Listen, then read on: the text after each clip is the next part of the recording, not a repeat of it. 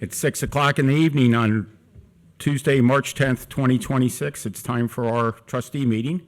Mr. Baker, would you please call the roll? Ms. Ulrich? Here. Mr. Runger? Here. Mr. Waller? Present. And I would like to ask Scout Joey Seeger and Scout Ethan Robinson from Troop 640 to lead us in the Pledge of Allegiance.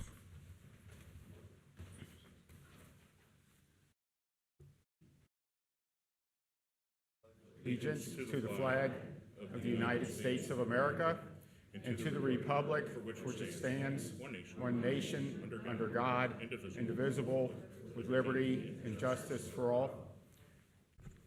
And I'd like to ask for a moment of silent prayer for all American service people scattered wherever they are in this big world, trying to make things better for the world and make us a safer country.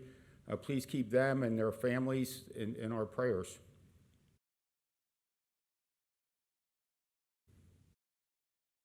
Thank you. And Mr. Weckbach. Sure, thank you, Board. This month, for our moment of positivity, we wanted to highlight our Colerain Township Guardian Games. This is a program that we put in place 2 years ago where we invite students from the Northwest Local School District into our community to do our police and fire fitness tests. And so they get assigned some mentors from police and fire. It's really a great opportunity for them to learn more about what it takes, just a little small peek into what it takes to be a police officer or a firefighter. This program was just something new that we were trying and was met with some really good positive PR from local media, and then was also recently awarded an award by the City County Management Association for Ohio for citizen participation. So we thought, let's highlight the Guardian Games. The next version of it's going to be in April, so be on the lookout for more. And certainly any of the trustees, if you guys would like to participate in the challenge, I'm sure they would let you. I did a good job cheering you on. I participated last year, and it's tough. So I had the worst time out of all the teams, for what it's worth. I have to watch out for that. Yep. Thank you very much, and there's a lot of great things going on in Colerain Township. Mr. Baker, for approval of minutes. Thank you, Board. I would recommend a motion for the approval of the minutes from the February 10th, 2026 trustee meeting. I'll motion that we approve the minutes. I'll second that. Is there any discussion? Nope. Hearing none, Mr. Baker? Ms. Ulrich? Yes. Mr. Runger? Yes. Mr. Waller? Yes. Mr. Weckbach? Thank you, Board. The first item is a presentation, which will be delivered by Chief Ed Cordy, recognizing the tremendous volunteerism from our CPA alumni. Welcome, Chief.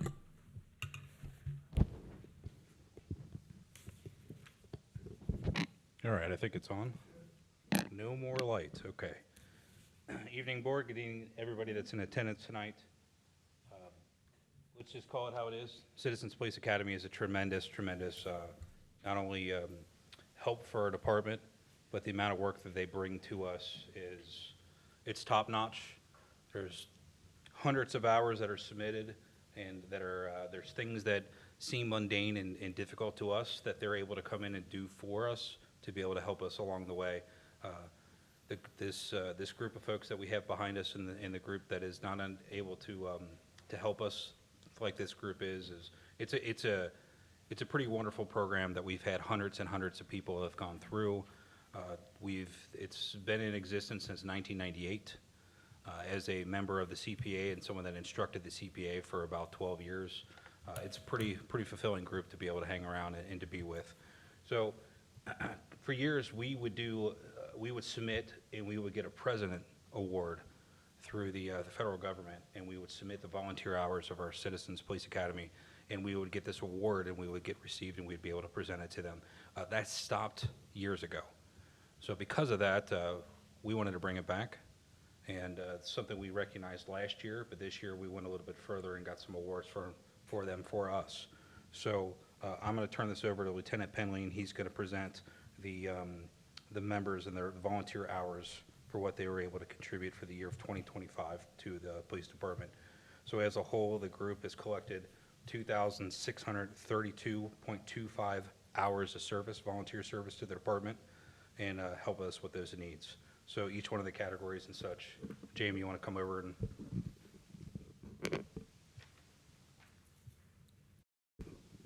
Good evening, Board. I just want to again reiterate how great it is to have citizens like the ones behind me that are willing to drop everything at the drop of a hat and do everything we need. And we are that much better as a police department because of our citizen volunteers. So, like the chief said, we had over 2,000 hours. This is just common practice with them. They give, and we appreciate everything they do. The first ones that I would like to basically recognize is going to be the 25 to 50 hours, which is going to be Lois Bates, Louise Pitcher, Linda Keller, Roz Swigert, Kip Keller, Tom Westfall, Mike Evangelo, Charlie Spiker, Kofi Nevis, Roy Skaggs, Dottie Young, Michelle Richards, and Henry Huber.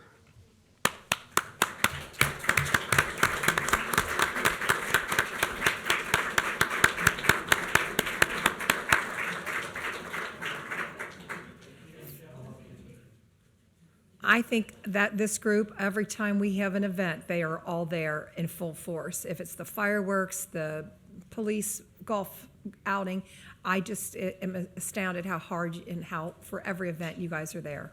Well, I'm not done yet. So Okay. let's go. 51 to 100 hours. Okay. Ellen Westfall, Oh, there's, Kim Mers, Carl Hauser, Shelley Myers, Alice Nagakotka, Chad Ballard. That's 51 to 100 hours. Then we have 100 hours to 249 hours. For this one, we had two to recognize, which is Kevin Richards and Connie Golf. oh, yeah. Connie. That is our bronze. Yes, guys.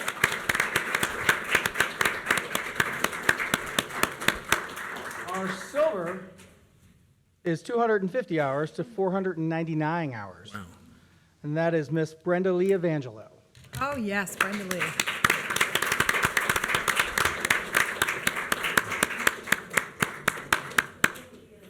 And unfortunately, our gold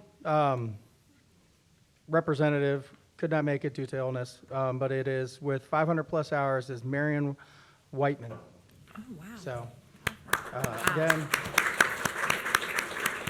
we're only as strong as our volunteers and our citizens of Colerain Township. So, again, without them, we couldn't do half of what we do. So, thank you. Sure, I think you're great. What a marvelous group that does so much for the community. Come on, everybody get up here. She's part of the police patrol. She can tackle We all know Louise goes in front.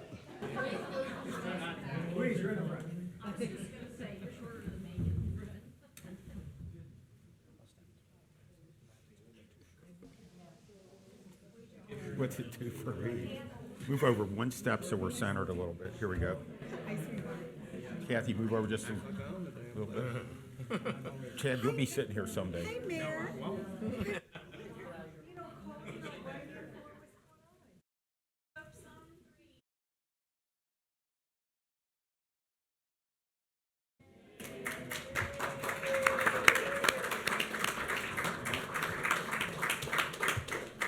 Hey, Linda. Thank you to everyone for the hours and hours and hours of community service you've provided. It is certainly appreciated and makes it a better place. Yes, we are certainly in a very, very good place right now with all the wonderful hours people put in to volunteer, and it's really helped with our community. And you're welcome to stay for the public hearings. Don't run off. But I'd say run, run. Maybe something here of interest. If you guys stay, Mr. Unger might give his phone number out. It's 513-404-3057. All right, and Mr. Weckbach, for Yes. the next item is public hearings. Yep. So the first public hearing tonight is case CZC 25-17. This is a text amendment to revise standards related to the legislative review procedures. So as a reminder, we have a bit of a different process for how we handle these. And so I would recommend opening the public hearing, and then Mr. Miller will intro the item formally. I'll motion to open public hearing on CZC-25-17, text amendment to revise standards related to legislative review procedures. And I'll second Matt's motion. Ms. Orich? Yes. Mr. Unger? Yes. Mr. Waller? Yes. All right, so CZC 2517, legislative review procedure, is intended to amend and revise section 6.4.1. Probably ought to be able to see this. We are working to align our township legislative zoning procedures with the notice and filing requirements of the Ohio Revised Code, specifically ORC 519.12. It will also improve internal consistency and remove procedural redundancies. Great. So at this time, I think we're going to see if there's anyone that would like to testify in support or opposition of the proposed amendments to the zoning resolution. So if anyone would like to do that, please stand up and I'll swear you in. Doesn't look like anyone tonight, Mr. Chairman. I'll motion to close hearing CZC 2517, text amendment to revise standards related to legislative review procedures. I'll second. Ms. Orich? Yes. Mr. Unger? Yes. Mr. Waller? Yes. Next item then related to the public hearing would be a resolution in front of you. There's two. One to approve or to deny 2517, the text amendment to revise standards related to legislative review procedures. And just to summarize it, again, we are changing our zoning resolution in order to align what we have with what the ORC requires. And so what we've done is just reference to the state so that if they ever change what the public requirements are, we will automatically be in line with that. So we have had that process for some time. We've made a couple of tweaks in aligning some recent changes in the ORC on noticing and who gets a letter. So it's properties that are directly adjacent to a parcel that's being rezoned, someone across the street, or a public jurisdiction that is nearby as well. So in summary, that's what this amendment would do. So if the state would to change any of these things, which one of the things that I'm looking at is notification timelines and stuff, we don't need to come back and do another text amendment. It just says, see the state. That's right. And more importantly, if they change it in a way that we now are less than their standard, Right. and then we would be exposed because we're not following what state code is, this requires us to stay up to date on the state code. So in other words, if they changed it tomorrow and we didn't match it, we're not in compliance. Right. So going back to the notifications, for instance, if there was going to be a zoning change, was the old standard within 600 feet and now it's just immediately adjacent parcels, It previously was 200 feet. 200. 200 feet? So now it's adjacent. Is that going to, based on the way our community is with so many residential properties, so if my neighbor 2 doors down was going to make a change and I'm within 200 feet of his property, but not the parcel next to him, so I don't get notified? Under state code, that is correct. So right now, our standard is higher than what the state code requires. So there have been cases where, and you could probably elaborate on this more, where someone, because of the way that their parcel sits on the rear, they're getting a letter from us because they're within 200 feet of that parcel, but they're, nowhere near, in terms of just proximity where their home sits, especially in western Colerain, there isn't that nexus for them. And I don't know of any specific examples, but That's good example right there. So we feel like, now, a zoning change, if it's a residential subdivision, you're not going to have someone changing their zoning of their home because you'd be in violation of spot zoning. So the area is going to remain the same zoning district. So it might be a Board of Zoning Appeals variance that they are seeking that you might have an interest in, but the standard, I think, is still there. So in the case of my subdivision, which is bordered by White Oak Christian Church, if somebody on the other side of the church that was still within 200 feet of my lot wanted to change because the church is sort of transitional, going from residential to the business that's there, then I would not be notified. If you're not adjacent or across the street, you would not be. So what are you asking us to change that or change a lot of other things? It's not a lot, no. We are changing the wording to make sure that we are continuously aligned with the Ohio Revised Code. Understood, but so And the then Ohio there's- code we are right now maintaining is, their standard. so the Ohio code is just adjacent parcel. Right. And across the street and neighboring jurisdictions. So if the new Dairy Queen on Hamilton Avenue at Crest, we would mail to Springfield Township and Forest Park because they're both across the street. And we would just notify their zoning department that there is X, Y, Z going on across the street. So in my example, and I realize that it was a lot more of a thing 10 years ago, and you don't see a whole lot of large cell phone towers going up. In my example, next to White Oak Christian Church, there is a cell phone tower. And I live, within 500 feet, but just for this discussion, let's say it's 200 feet, I wouldn't be notified of that. if it's in a commercial district, I don't believe you'd be notified because cell already- phone it towers already are meets exempt that? from zoning, is my understanding, in commercial Towers are. districts. Yeah, that's a moot issue because cell phone towers are exempt from our zoning requirements.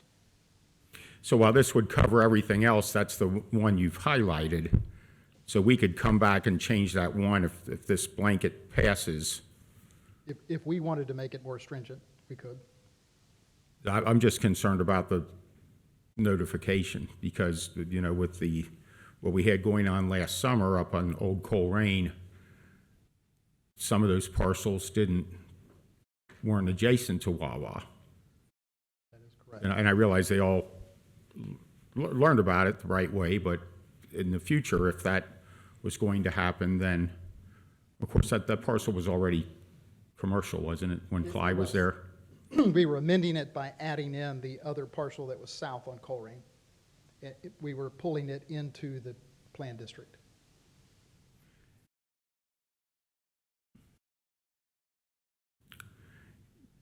Yeah, I think I'm ready to move forward with it. I can't speak for the other two, but I think I'm going to think about that and maybe come back and change that one thing at a meeting soon. I don't know, do you have any feelings on that matter, Kathy? Well, I'm trying to come up with a concrete example, and I can't right now, of something that would not be adjacent, and like a real life example that would be within the 200 feet and not adjacent. It would be anything with Northgate and the subdivisions that back up to Sears and the other property. Will those, because whatever develops on the Sears site, for instance, that subdivision backs right up to that corner, so we would only notify the first two houses if that was going to go from business to residential or There's more than two houses that touch the property. right, but the ones that are just one house into the subdivision that doesn't touch the property. The 4 or 5 knuckles that back up onto the mall, there's two houses on each. Right. Well, I'm just trying to provide an example. Yeah, I don't know that those would be, I think those would be out of the 200-foot scope. Maybe not, I don't know. So if you want to use that example, I'm trying to look at it on Cages as we kind of talk. basically everybody on the north side of Ripple Grove that currently is adjacent to the Sears parcel would get a letter.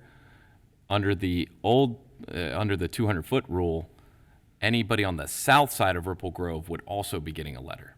Now, under the new updated state rule, anybody on the south side of Ripple Grove would not be getting that letter. So that's the big difference in terms of, at least in this example, who would and who wouldn't be getting it. Just looking at that one case. Now, there are still some people like on Ripple Grove that would not be getting a letter. So basically everybody in that cul-de-sac would be too far away from getting that letter. And then from the property line, as it currently sits, there may be 3 homeowners that would be getting it that would no longer be getting it if you make this decision. So the Wawa example I was looking at before you all started talking about Sears, there were 2 property owners that would not have gotten the notification had this been under the state law versus our, which is a little more broad. So. And I'm glad everybody on Rayanne found that out, because it is what it is. But is there a way to do this and include whatever other things the state comes up with? But I would still like to keep whatever it is, 200-foot notification, or somehow get there.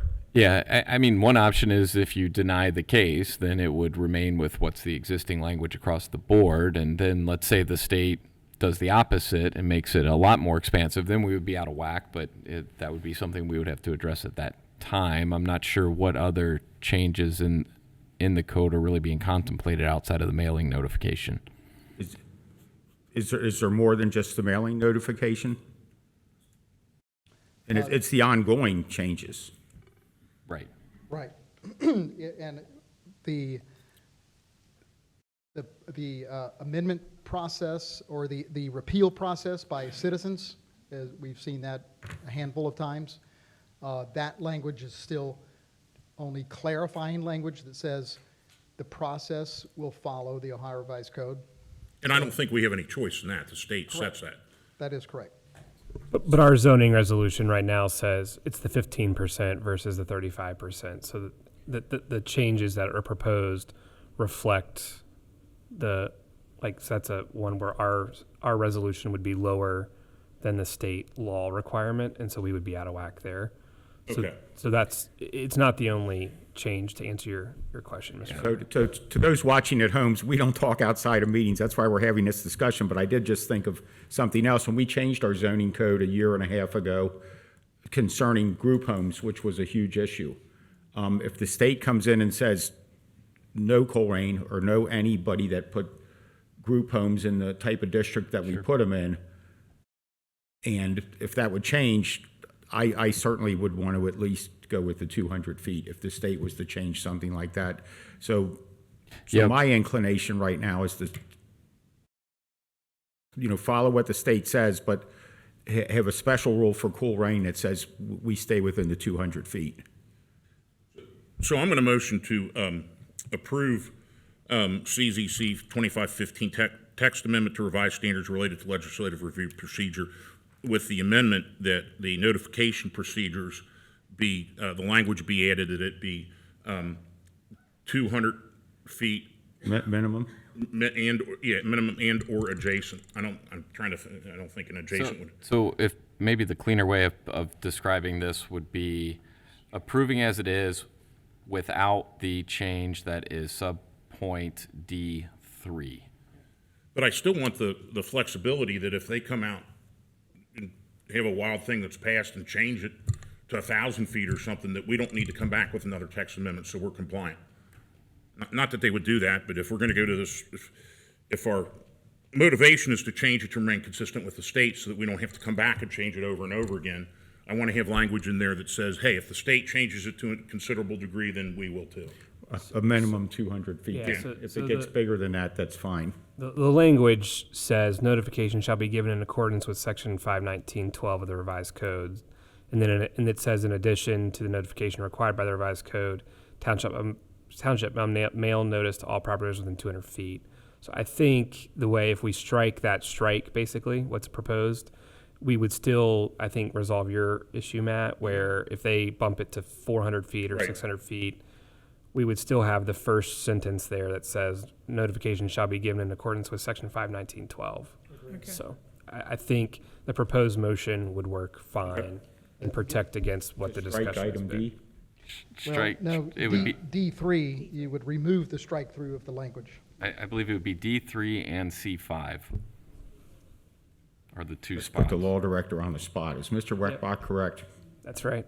Well, so the C5, what Jeff is getting at is when someone applies for a rezone, they have to include a list of all the properties within 200 feet. So that way, when the township zoning staff doesn't have to go in and do it all, they can just kind of cross-check it. So I agree that we probably want to make C5, reinstall it, and then it would actually change the numbering for C6. But I think the motion, as proposed, with the caveat that we would reinstall stricken C5 would be sufficient.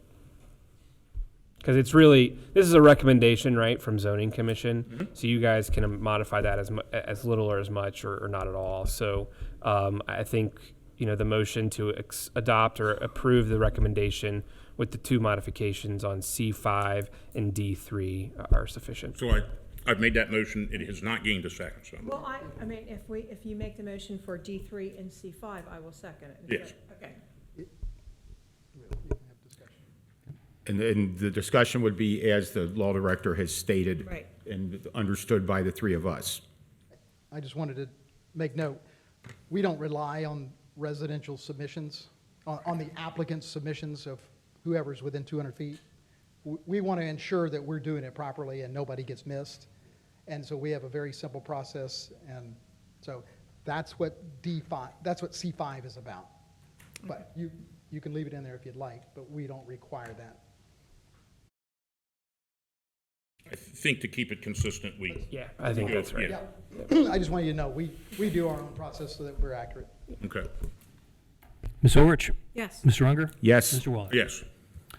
All right, board, the next item is Thank you. case, Be sworn in to make a statement against that before you take the vote? The first case or the second? B, 7B, of notifying people We already, to have the we had the hearing in Brody. Yeah, so I mean, we had that opportunity to kind of swear folks in. That was what we, Well, you were in the room at the time, weren't you? I thought that was only 7A and not all of 7. so only 7A and 7B, 7B is the vote on 7A. Is that, and then, 7C, the vote would be 7D. So I could not be sworn in and make a statement regarding 7B. Is that correct? Well, so the problem is the vote already happened. And I believe you're on the citizen's address, so yeah, please explain what you're talking about, but just procedurally, we just had the vote in front of a televised audience in a room full of people, and we can't really reopen it legally. Mr. Weckbach? all right, so the next is case CZC 25-19. This is a zoning text amendment related to signage standards, and I would recommend opening the public hearing on the signage standards. Motion to open public hearing CZC-25-19. Text amendment to review, to revise standards related to signage. Second. Discussion? None? Ms. Ulrich? Yes. Mr. Unger? Yes. Mr. Waller? Yes. All right, just to introduce this amendment, this update to section 4.8 on signage would ensure that all sign regulations are content neutral, so that when we are reviewing an application, we're removing our own personal opinions from the approval or denial of someone's sign app. So we're taking the content of it. I don't like what it says. I don't like the way it looks. I don't like the way it's designed. So this is clarifying with current case law that says it's going to be content neutral, it's legally defensible, it's grounded in objective, non-communicative standards. And then it's also incorporating technical, clarifying organizational revisions to improve clarity, usability, and long-term enforceability. Great. So now we will be hearing any testimony, and this is on CZC 2519. This is related to the signage. So if you'd like to be sworn in and testify on this, please let me know in support of or in opposition. Doesn't look like And anyone. if no one speaks, then we're going to close the public hearing and discuss it among the three of us. So as our law director said, did anyone want to speak to that issue? And seeing none, I'll motion to close the public hearing CZC-25-19, text amendment to revise standards related to signage. I'll second. discussion? None? None. Ms. Orich? Yes. Mr. Unger? Yes. Mr. Waller? Yes. Next item in front of you is the resolution that would approve or deny the case CZC 2519 on the amendment to section 4.8 on signage. And recommendation from the department is approval. A motion, we approve the resolution CZC 25-19, text amendment to revise standards related to signage. I'll second. Any discussion among the trustees? Yeah, I guess I don't know how we judge this if it's content neutral. I think this is good luck on this. I mean, we need something like this, but it just seems like it's very, very subjective. Even saying something's content neutral is an exercise in subjectivity. Are you asking for some content? Yeah. So the First Amendment has been, I would say, a widely litigated issue over the last decade. The Supreme Court and the Sixth Circuit specifically, which is the federal circuit that we're in here in Ohio, have been very protective of speech, understandably.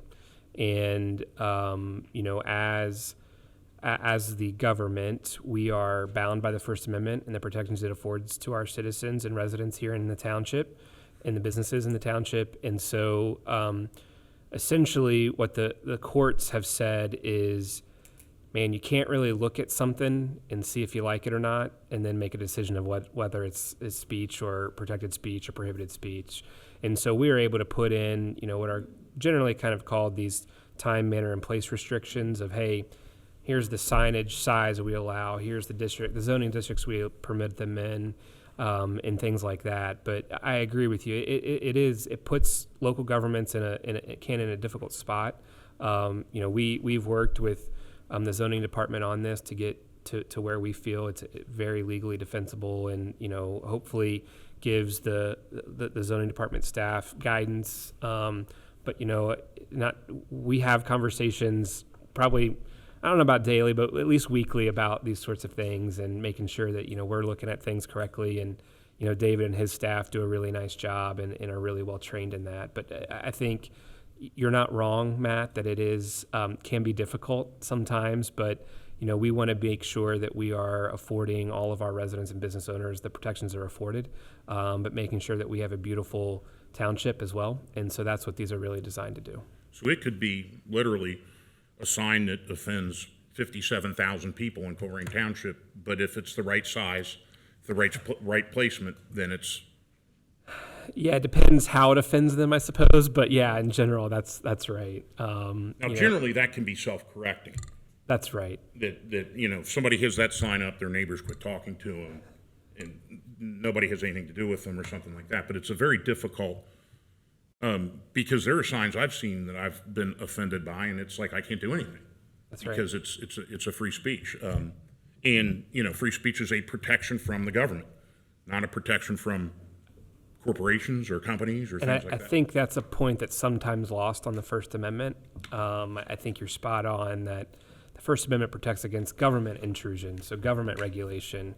But, if you really don't like your neighbor and they have a sign that you, not trying to involve the police department here, but, Right. You can certainly have words with them about that and express your, displeasure with it. But, unfortunately, you as the neighbor don't have any rights to go take it down under the First Amendment, just like they have no right claim against you for some sort of violation. So you're absolutely right that we are built on a country of disagreement, and that's normally what makes it beautiful and great. Sometimes it's not awesome, but, you know, I really do think that that's really, I think, what, you know, this gets at and protects the township from not kind of overstepping and doing something that we shouldn't be doing. I mean, I think I offend my whole neighborhood every time an elder sign goes up for open house, so. No, this is just so difficult because we live in such a weird culture where everybody likes to transpose First Amendment rights to companies and individuals and things like that. It was originally dedicated for protection from the federal government. It wasn't even until the 20th century where it's made its way down to state governments and then local governments. But the point of the fact is I've gotten calls from people before that say that sign is offensive. And I'm like, yeah, I'm offended by it too, but it's legal. And that's a difficult situation to be in. I have no other comments. You said it all. Ms. Orich? Yes. Mr. Unger? Yes. Mr. Waller? Yes. Hey, Board, the next case is case CZC 25-20. This is another text amendment. This is related to use-specific standards, and I would recommend opening the public hearing. Motion to open public hearing on CZC 2520, a text amendment to revise standards related to use-specific substandards.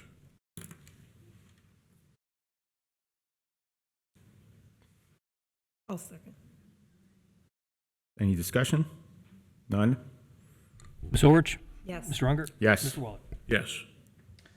All right, this amendment before you, excuse me, would, it's a comprehensive text amendment to Article 3 on the land use standards.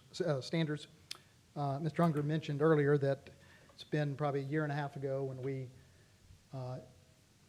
passed an entire new zoning resolution. We relied heavily on our consultant, worked with them in that process. And so what we've been doing over the last 18 months or so is working through that new resolution and finding places where we feel like we need to make these tweaks. And so often that really is what's before you. And so we appreciate your patience with us on this. Our senior planner, David Peters, has done a fabulous job of just combing through and making sure everything's workable, not only for us, but for the businesses, for the residents. And we want to make sure it works for everybody. And we've got, heads up, we've got just a handful more to bring you, but Zoning Commission will be addressing those soon. This includes targeted clarification, reorganization, consolidation, modernization, and potential removal of outdated or redundant provisions. So it really is just refining and making it better. We've literally been able to redefine terms, remove redundancy, and eliminated dozens of pages from the zoning resolution. So I think there's a benefit there to simplifying it. As drafted, we want these use-specific substandards to remain appropriately tailored to the scale that they're actually governing and their impacts, that they're internally consistent with similar land uses. They're clearly written and administratable by staff. That's important, of course, to align with the township's comp plan and use permissions table, and then avoid unnecessary regulatory complexity. So that is what's before you with case CZC 2520. A motion, we approve the resolution for case. We need maybe have we're a- open hearing right now. Yeah, have public. Okay. So if anyone has any testimony to give on CZZ 2520 as it relates to the specific use substandards revisions to the township zoning resolution, please stand up and I'll swear you in. Okay, doesn't look like anything, Mr. Chairman. A motion to close the public hearing on CZC 2520, text amendment to revise standards related to use-specific substandards. I'll second. Discussion? None? Ms. Orich? Yes. Mr. Unger? Yes. Mr. Waller? Yes. And then following that is the resolution that's before you that would adopt case CZC 2520.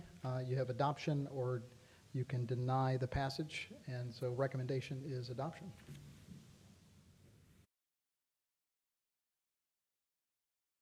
I'll motion to approve CZC-25-20 text amendment to revise standards related to use-specific standards. I'll second. Any discussion? Thank you for all the hard work on this. This is a ton of very detailed and monotonous type of work. Mr. Baker? Lorich? Yes. Mr. Unger? Yes. Mr. Waller? Yes. Thanks, Thank you, David. Next item is citizens' address. I have a small statement. Please be aware that the statements and opinions provided by members of the public during citizens' address do not necessarily represent the views or positions of Colerain Township, nor are they guaranteed for accuracy. The township does not vet, fact-check, pre-approve, or review any such commentary prior to citizens' address. We welcome our speakers, and we do try to limit you to 5 minutes, please. And the first one would be Clifford Bernhardt. Good evening. Hello, Clifford. Hello. I live at 9879 Merino Drive, Cincinnati, Ohio.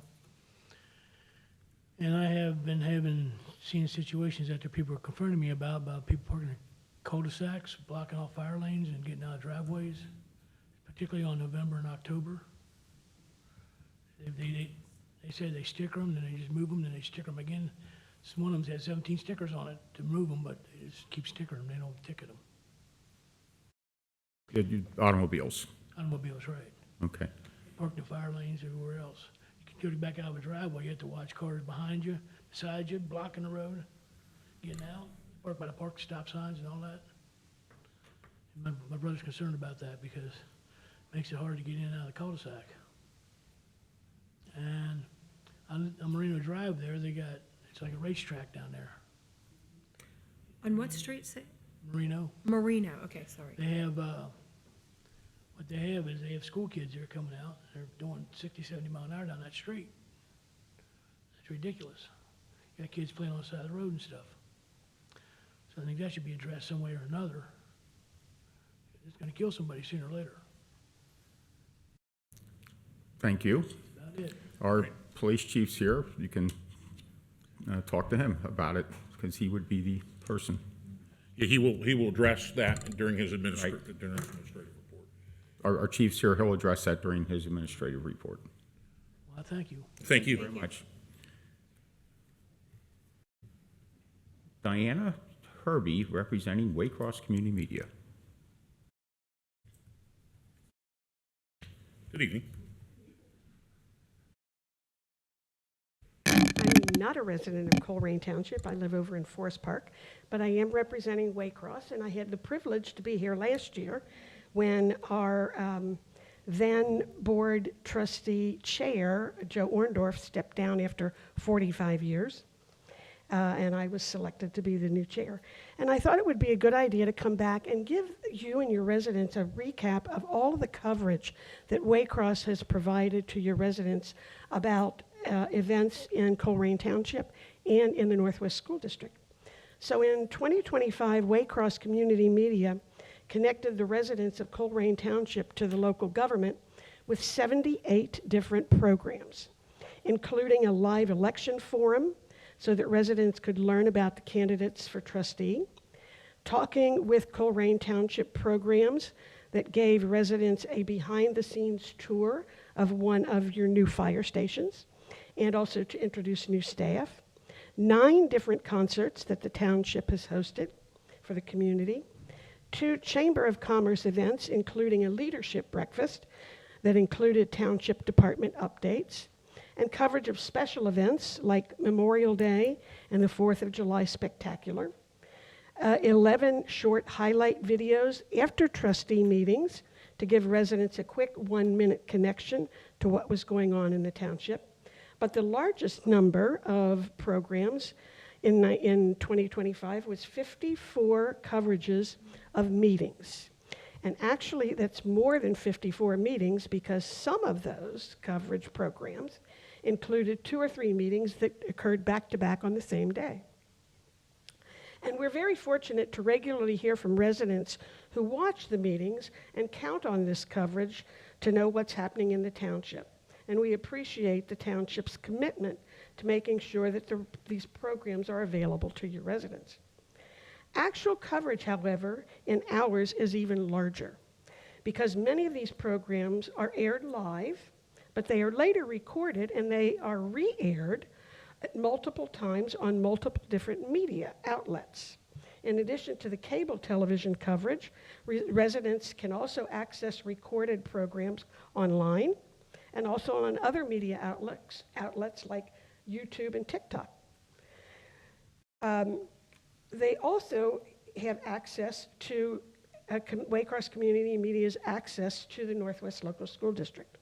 And in 2025, there were over 100 programs aired about the school district, which included 23 of them were sports programs, 39 of them were student concerts that spanned all age levels, 16 of them were board meetings, 12 of them were studio programs like Northwest Connects, election forums, and the State of the District reports. Waycross also traveled to Northern Kentucky University to air live coverage of both Colerain and Northwest High School's graduations, and also Waycross covered both high school homecoming parades. Finally, in addition, Waycross Community Media connects to the school district to provide students with opportunities to be part of these productions, sometimes running cameras, announcing games, and attending the Waycross Community Summer Film Workshop. Waycross looks forward to continuing its relationship with the township and the school district, and I hope to see you again next year. Thank you. Thank you. Thank you very much. And congratulations on your new role. Ned Heeger. Graham? Can I ask you a question real fast? Absolutely. Okay, I saw on the news today, so the libraries are now starting to rent equipment. Did you see that? I did not, but I'm familiar with it. It's, I didn't know if we were going to libraries start. doing everything. I was going to say, we're going to start renting equipment in Colerain Township Yeah, now? exactly. Thank you so much for letting me talk. I wanted to first take the opportunity to thank the residents of Colerain Township for making the Groesbeck Library, where I work, I jumped past that, at 2994 West Galbraith, the busiest library in Hamilton County in 2025. Yeah. Good job, you guys. The Groesbeck Library was solidly tops in nearly every category, including 177,297 visits to the library, which is over 4,500 more than the next busiest branch, Deer Park, and more than 13,500 more than the Anderson branch, which was the third busiest. So good job to us. Delhi Township, however, did beat us in checkouts by only 420 checkouts, which was 190,564 checkouts to our 190,144 checkouts. Still pretty impressive. But please do your part. Come down to the library to a story time and check some books out, because you never know, the books you check out may make up that 420 and help us beat Delhi next year. As usual, I want to take a moment to preach about the benefits of reading for all ages, but I especially want to urge parents to bring their children to the library to check out a stack of books, not just to get us those numbers, but also for their reading proficiency. Third grade reading proficiency, I don't know if you're aware of this, was down about 5 points this year compared to last in Ohio. So while 60% of third graders are proficient in reading statewide, that means 40% are not. And nothing helps more than reading with your child and getting them to practice their reading. So do that. We really need those kids to learn how to read. I want to mainly put a plug out for the technology training opportunities we have at the library that everybody should take advantage of. The first, and I have flyers if anybody needs, is we do a free tech training the first and third Tuesday of each month from 11 to 12. The topic rotates each session. Next week's is on Tuesday, and it's on Libby and Hoopla. If you aren't using Libby, you definitely should. Libby is the main source of ebooks and audiobooks at the library. So don't pay for ebooks and audiobooks. Get them free from the library. And I checked just today, there are right about 175,000 ebooks in the collection and 84,000 audiobooks available in Libby. So take advantage of all those free books on whatever your preferred device is, and we can always help you do that. The other thing I want to tell everybody about, and then I'll step down, is we are supporting Meals on Wheels, who is doing a really neat program called Digital Connect. I also have flyers for that. Seniors who are 60 years or older who are under an annual income of $31,300 for singles and $43,000 for couples are eligible to receive a free tablet if they attend 3 training sessions that they are doing at the library. This is a great opportunity. If you don't have a tablet, a device to use, I mean, they're pretty expensive, and you get to get one for free. This month's registration is completely full, but there are 4 spots open on May 4th, 6th, and 7th, so you can call or email me at the library to sign up, and we'd love to have you. Thank you. You're Thank you. welcome. Ned. Gerhard Schmidt. Thank you. Gerhard Schmidt, 3704 Blue Rock Road. Originally had 2 points to discuss under the citizens' address. Apologize for missing the public hearing agenda items A and B grouped together and not being sworn in. I understand under those public hearing agenda items, the item is read, public comments are made, trustee discussion, a motion is made, and then the trustees vote. I guess you need to be sworn in for that public discussion for each of the agenda items. But evidently, I missed that A and B were grouped together and was not sworn in. To that point, I'd like to speak to information. Past public zoning changes. My family was someone that was not notified with certified mail when adjacent zonings were changed. That's old administration, that's in the past, nothing you can do about it.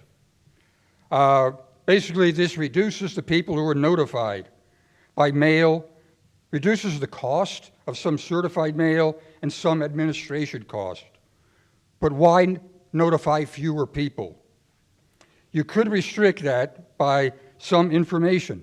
Some safety could be missed, and some people in the area might feel that their property is being reduced in value. So I would really like to consider, if those come up in the future, notify more people versus less people. To my 2 items that I'd like to discuss today evening, one is energy cost and one is the traffic humps. Over the last 12 months, both electricity and gas costs have increased. Possibly, you can keep the kilowatt and the dollars per cubic feet of natural gas cost to rise slowly. Unfortunately, you can't affect the cost increases to gasoline and diesel fuel. As you know, because of the recent new war, those prices have increased dramatically. Year to date, diesel fuel has raised in cost by 48.4%. What remains the same for diesel fuel is the road use mileage tax. For diesel fuel, that is 71.4 cents per gallon. It's not based on the cost, so when cost increases, you don't pay more tax, you just keep paying the same amount of tax per gallon. Point 2, traffic humps are a solution by some townships and cities to get compliance to speeding. I am anti-traffic humps and pro-speeding tickets for the guilty. Traffic humps punishes the innocent. Yes, it also punishes the speeders.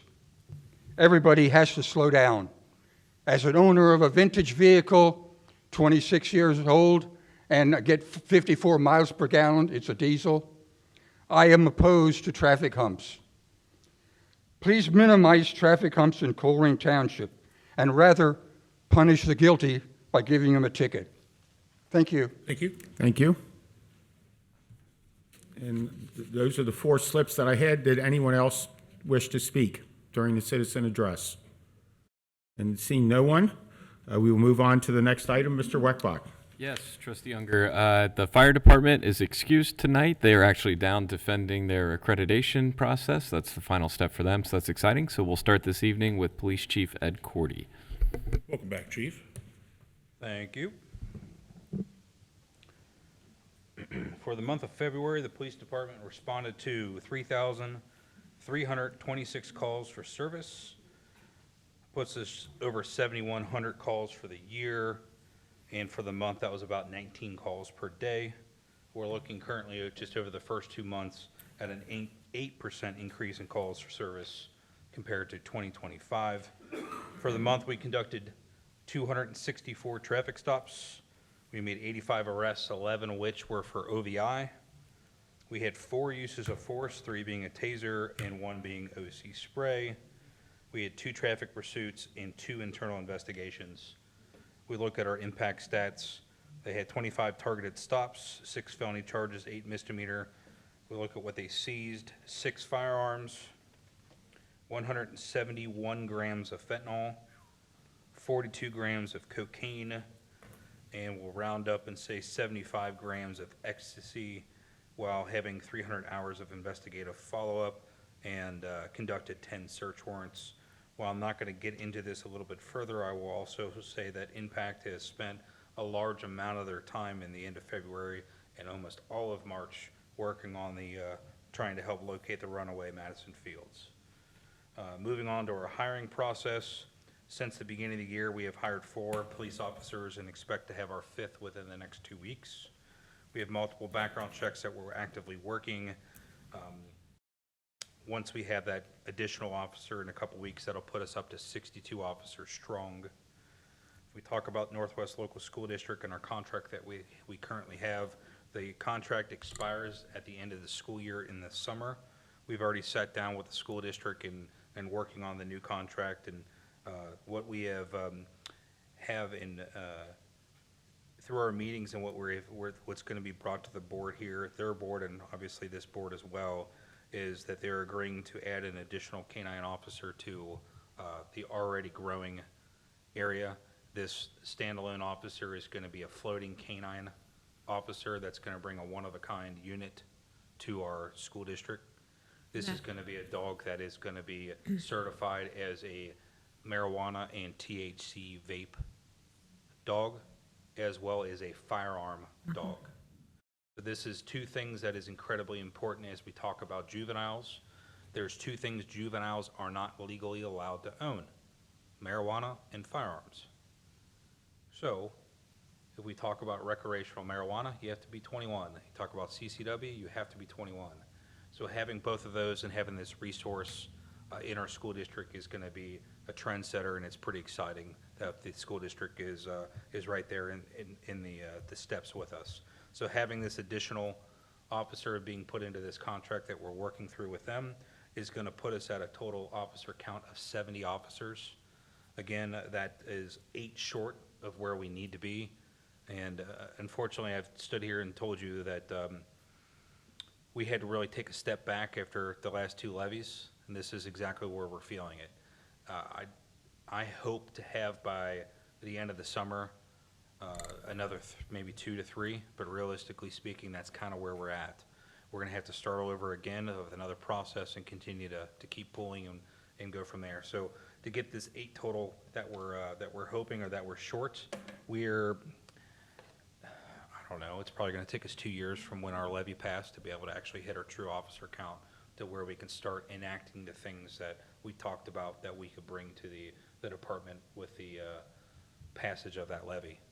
So we are most certainly feeling the drought of officers trying to become, or people trying to become police officers. So we'll get into that at another time and another date. If I could stand here and just talk about, hopefully I'm not too terribly long-winded. Let's talk about fire lane violations. The way that the law works in the state of Ohio, all you have to do is park more than 10 feet from a fire hydrant, either direction. You can be in that fire lane by the ORC. So most jurisdictions out in Crosby Township, you can be in a fire lane. You just have to not be blocking the hydrant and be more than 10 feet away. Colerain Township being home rule, we have the ability to make resolutions. Colerain Township, we have the resolution for a fire lane violation. That is a parking ticket that we can write.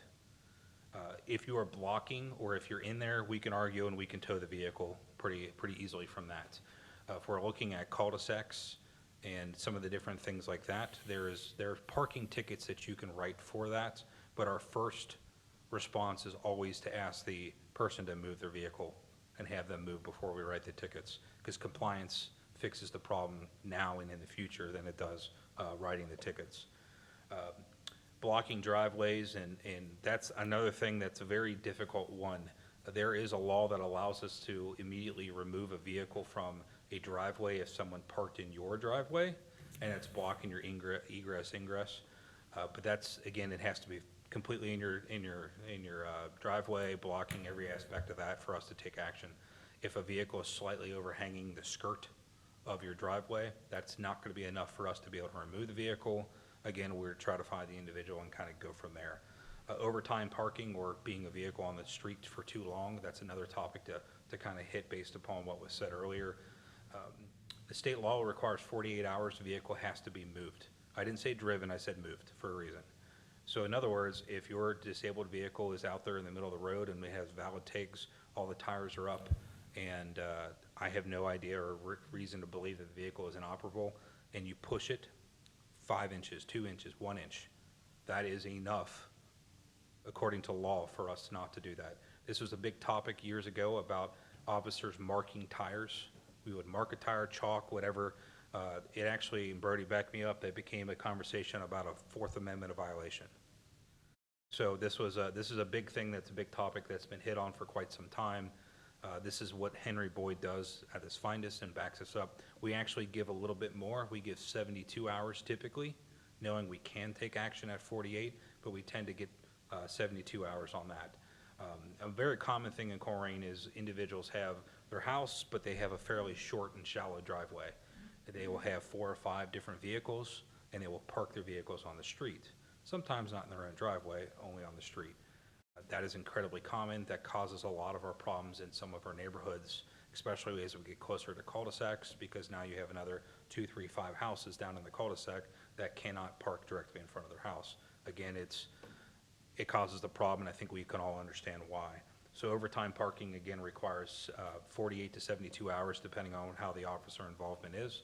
We will sticker the vehicle, and then we will go out and go from there.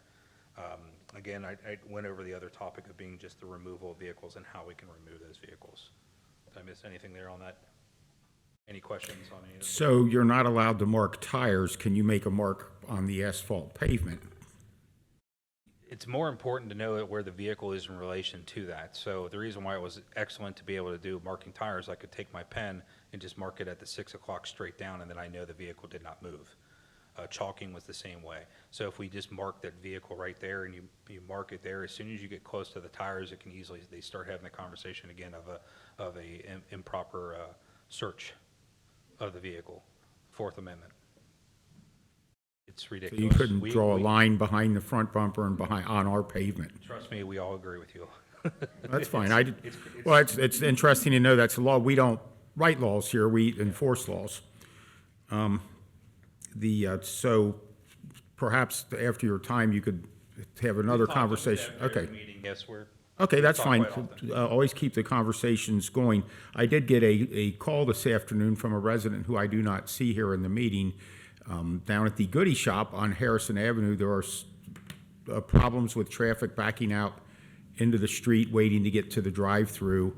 And this resident, she actually told me she met you down at St. Bernard's Church when you asked her to vote for the levy. And I said, well, come on up and remind him of that conversation. But hear ye, there's problems with cars backing out on the Harrison Avenue at the Goodie Shop. Unfortunately, that's going to be a continual problem that we deal with every single year.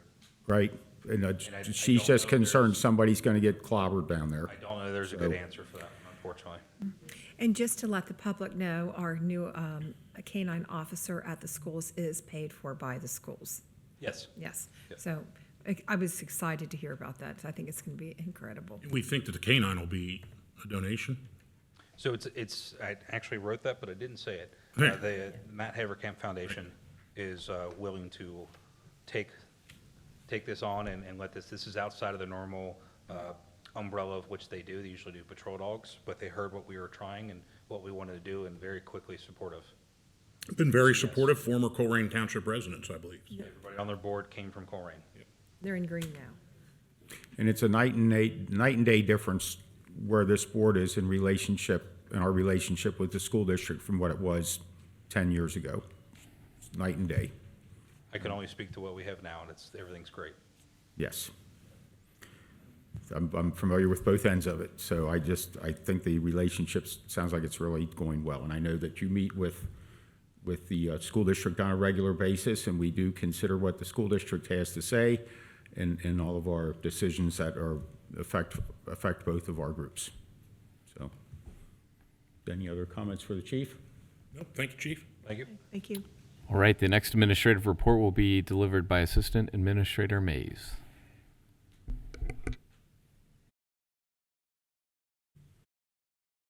Welcome.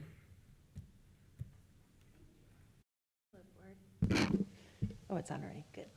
Okay, for the month of February, we have a couple fun statistics. We had 27 shelter rental reservations processed for the month of February. So with only 28 days in the month, that's pretty good math for it still being winter. So that's only for things to come this month and next month. So there was a total of 8,929 vehicles that entered all three of our largest parks, and the numbers are up there for you to see. It looks like for the year so far, we're pretty evenly dispersed between the three parks, and that would be Heritage, Clippard, and Colerain Park. Throughout the month of February, there were a total of 2 weather events. January, we had 7, so that was a relief for our staff. That created a call out for our maintenance staff that totaled 196 hours. And that was mostly just salting, and we used 290 tons of road salt.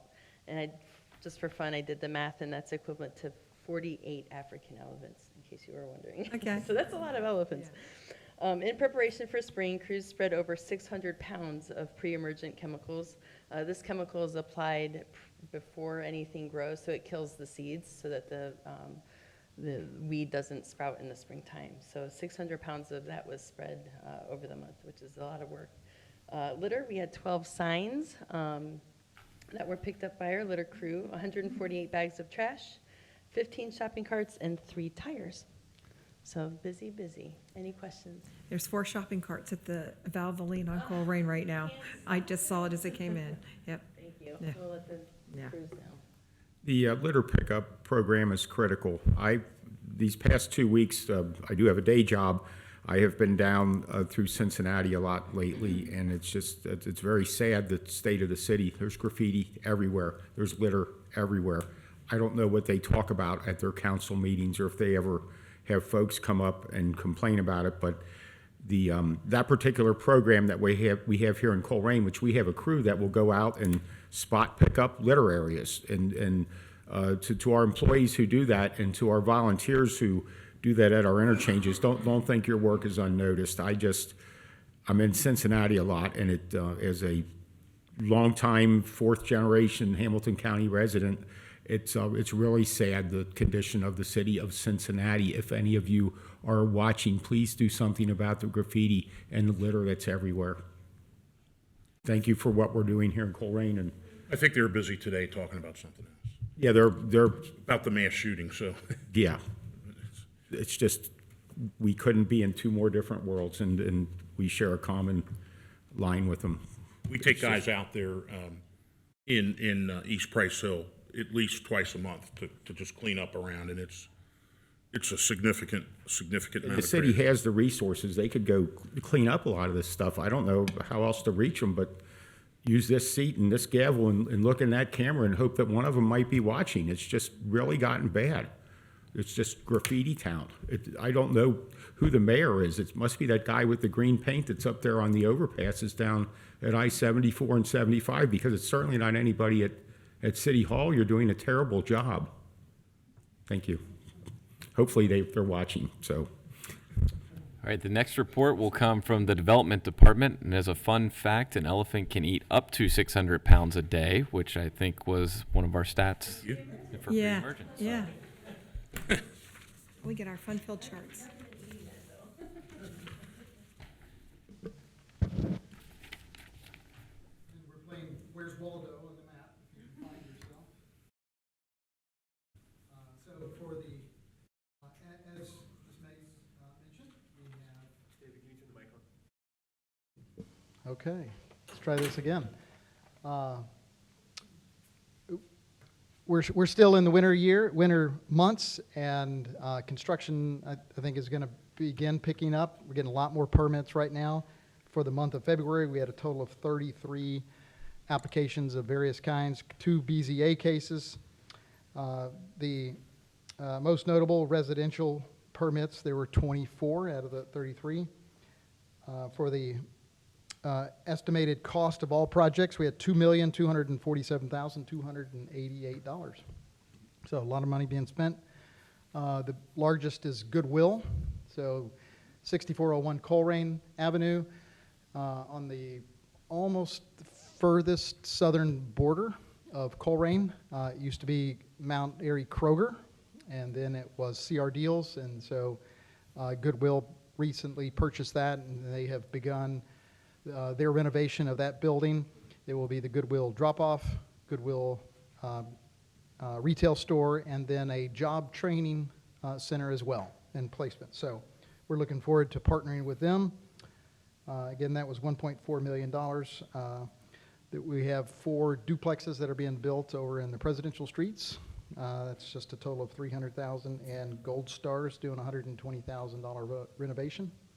And so we have lots of discussions going on. Hopefully we'll have news to bring, and sometime in the near future of next big project we can announce. Mr. Miller, last month you brought to us a permit for IHOP. It was a significant amount. It was like $800,000 or $900,000. And I thought, oh, they must be doing some remodeling. I literally left this meeting and heard on CNBC or something that IHOP is offering a new model, a new customer model where it's IHOP Applebee's. Is that what's going on? Because $800,000 is a pretty significant. That is big. I am not aware that they are doing a double dip there. Okay. And previous discussions about the notification of the Nearby properties. nearby properties, we do advertise that on our social media. So it's more than the 200. It is on our social media. Right, Facebook, Instagram, and our website. Yeah. So that was something that recently the Ohio Revised Code did broaden that opportunity for local jurisdictions to have those opportunities to be able to reach more people, and that would qualify as one of the ways that you notify residents. And to Mr. Schmidt's question, we didn't change that. We kept that the same. Well, we had already had within our zoning resolution that we're following the Ohio Revised Code. And so when they made that available to us, we then said, oh, because before it wasn't an option for notifying residents. Now it is, and so we do that. We work very closely. No, I'm talking about the U.S. mail notifications. We kept it as it is now. We didn't shrink up the number of notifications. That is correct. Yeah. Thank you. All right, and then finally, Communications Specialist Tracy Naren is going to provide an update on some fun, exciting America 250 things that we've got going on. Welcome. Hello and welcome. So as you know, Colerain Township is an America 250 community. So we have a few things planned. Most recently, we took a picture for International Women's Day with a lot of our female employees holding the America 250 flag. In addition to that, we are also going to be participating in America's Homecoming and Picnic in July. So that, I believe, is the third Friday in July, and we're going to couple that with a concert from Cincinnati Civic Orchestra. We are also going to be doing something extra for 4th of July fireworks, so for you who always come out and see that, get ready for something wonderful. We are also partnering with the Historic Society, so starting in April for the second trustee meeting, we will have a presentation from the Colerain Historical Society on various topics about an hour before our regularly scheduled trustee meeting. So if you want to hear a little bit more about the history of Colerain Township, I believe the first one is on Mount Healthy Airport, and the full schedule of that is on the Historical Society's Facebook page. We are also highlighting businesses that help shape our community. So businesses that have been here for 100+ years. I am starting with the oldest ones, and I am working my way down to the newest ones. So our first 2 videos are already out. The first one was on Stalin's Meat Market. Very fun, great group of guys. Our second one just went live last Thursday, and that was on Rumpke. So Jeff Rumpke was the spokesperson for that. I just wrapped up the interview earlier today with family members from Blust. So they started in 1913, I believe, even though they came to the township in the 30s. And so we will be releasing those every other Thursday. So you can watch that. A lot of editing hours are going into that, so something to look forward to. Thank you. Thank you. Thank you for the work that you're doing. Awesome, thank you. That concludes administrative reports. And you had nothing, Mr. Wickbach? Nothing. So the next item would be trustees report matter. Kathy, would you care to go first? I got something short. We talked earlier about, you said graffiti, the trash. When this snow melts, I'm appalled, I'm overwhelmed about the amount of trash that people feel that they can throw in our yards, our streets, our highways.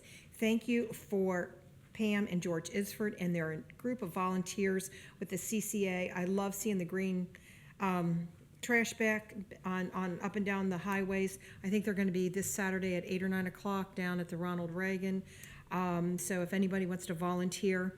And I think it is important for the community to get involved in this because everybody worries about the broken window theory. Oh, we don't want it to happen in our neighborhood. But one of the biggest things that look like a broken window neighborhood is trash. And I think it's great that when volunteers and neighborhood participants can come together as a community and start cleaning up their environment and teaching our kids and maybe some of the parents not to litter. When I took my kids out, they knew that we cleaned up several areas. They knew that littering was terrible because they one day have to clean it up. And so I think it's a learning curve that we have to start teaching maybe some of our parents and children. So I wanted, and our labor litters do an extremely great job of what they do. I also went today, I had the pleasure of going to the District Advisory Council today with Hamilton County Health District. And for anybody out there that has a lead-based house paint, and if it's peeling, they have a grant program that they will come scrape your house inside or outside. And they will put you up in a hotel while they do it. And if you need new windows can be part of that process. And also, they it's only during a lead base. If you have radon gas, they will remediate your house for that also, because they are very concerned with the family safety, and there's a children requirement for this program. But if you know anybody that has children, or even if an elderly couple watches children and they've got peeling paint, feel free to call Hamilton County Health District, because it's a wonderful program and the money's out there to help the citizens out there. Also, if you have a neighbor that is a hoarder, or you're a hoarder and you can't afford to do anything about it, Hamilton County Health District also has free dumpster service. So there are lots of things we can start taking advantage of. So thank you. Are they still down in the building? They are moving. They're going to be moving over to the old Twin Lanters Drive-In. The Hamilton Job and Services. How old are you? Huh? It's been a couple things. It's been a couple things since it was the Twin. They brought it up today. I remember when the drive-in was there too. Yes, So the Job and Family Services moved there 2 weeks ago, and the Health District they've got a brand new building over there, so they will be moving. in the interim, Mercy Health had some buildings there, and that's the buildings they bought. Just please call them; they have the services available. But yes, I remember when the drive-in was there also. That was a long time ago. Matt? Sure. Not much this evening. Just to piggyback on the idea with the litter picker-uppers, litter laborers, this is something that we established, I don't know, probably 4 or 5 years ago. But the key is that this is paid for with the kind of the bonus that the township gets for recycling. So part of the way you can help with litter is to recycle more, because that we get something from the solid waste board, a percentage based upon how much we recycle. When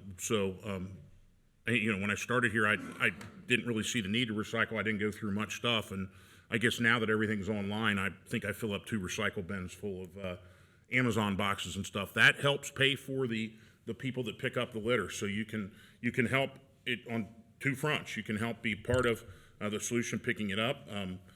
I found kind of odd 2 masks in my neighbor's yard today that I went in and got gloves and picked up, but it's kind of like, but you can help that too with getting recycling done. And for the Groesbeck Library, we're close now.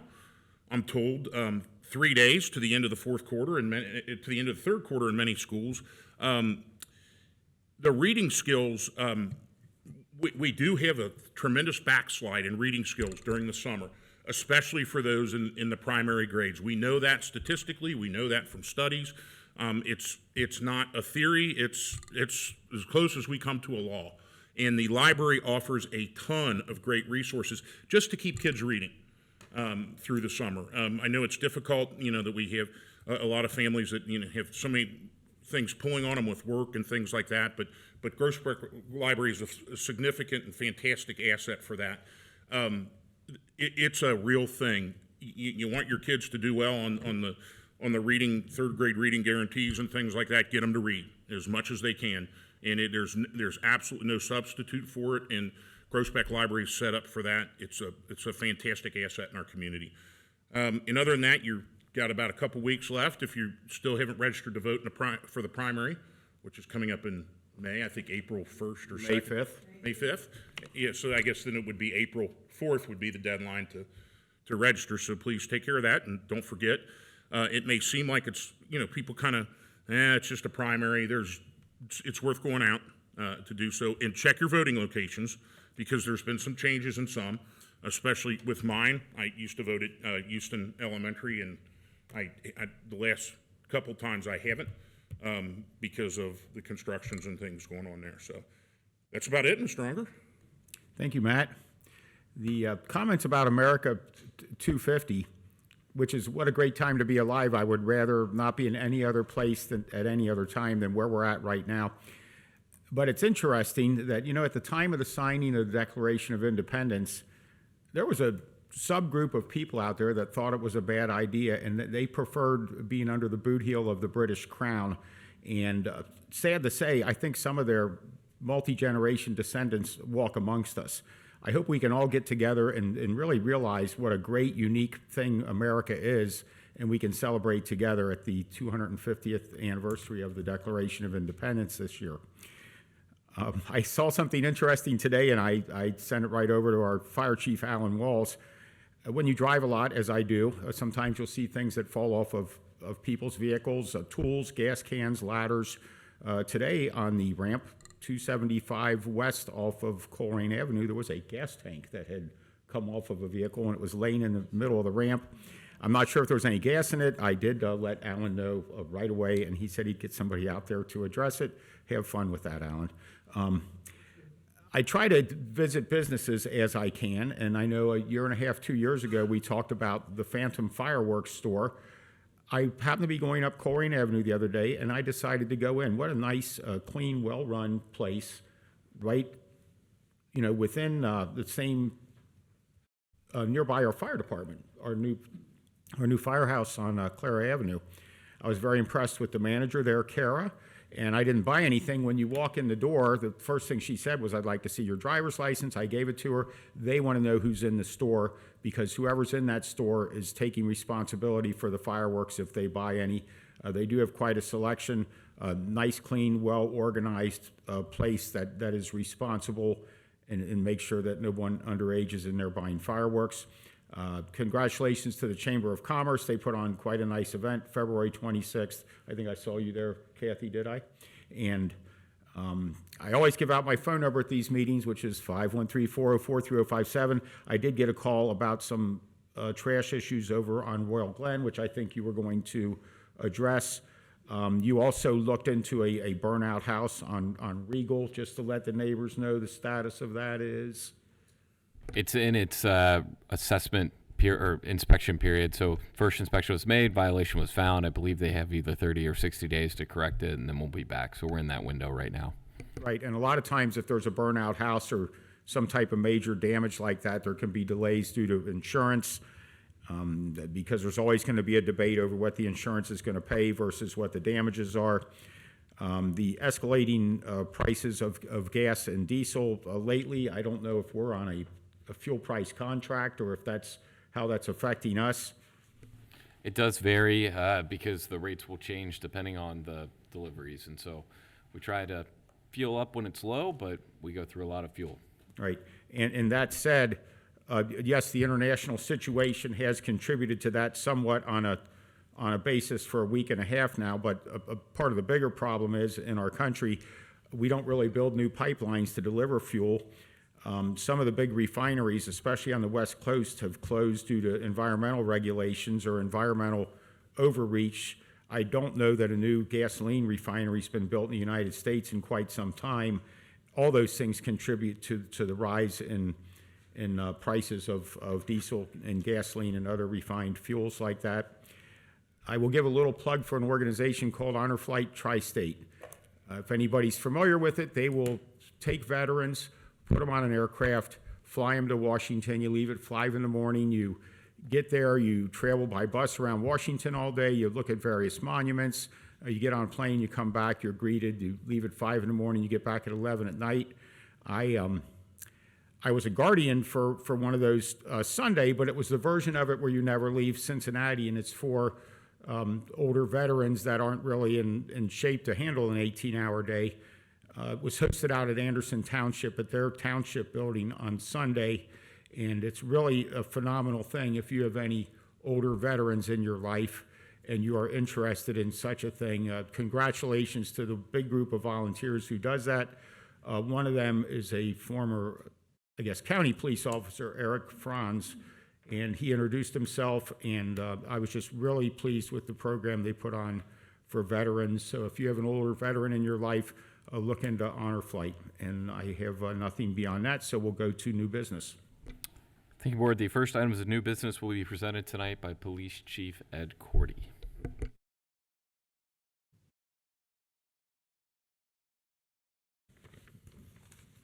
Welcome back, Chief. Thank you. Okay, item A is a resolution declaring nuisance and ordering abatement. Only 3 properties this time. We have 3465 Alamosa Drive, 9458 Coogan Drive, 8944 Pippin Road. Recommend adoption of the resolution. I'll motion to adopt a resolution declaring nuisance and ordering abatement at the properties listed in the meeting packet, and Chief is just described. I'll second Matt's motion. Is there any discussion? Nope. Mr. Baker?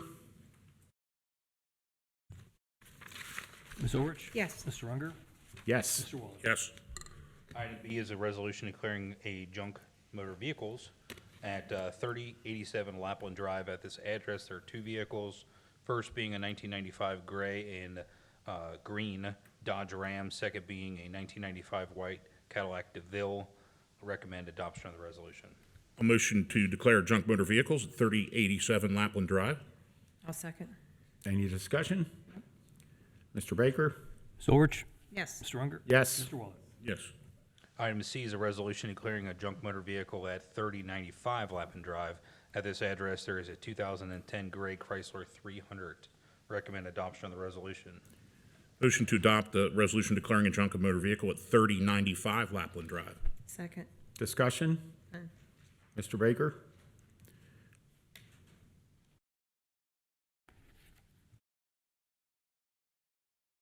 Ms. Orich?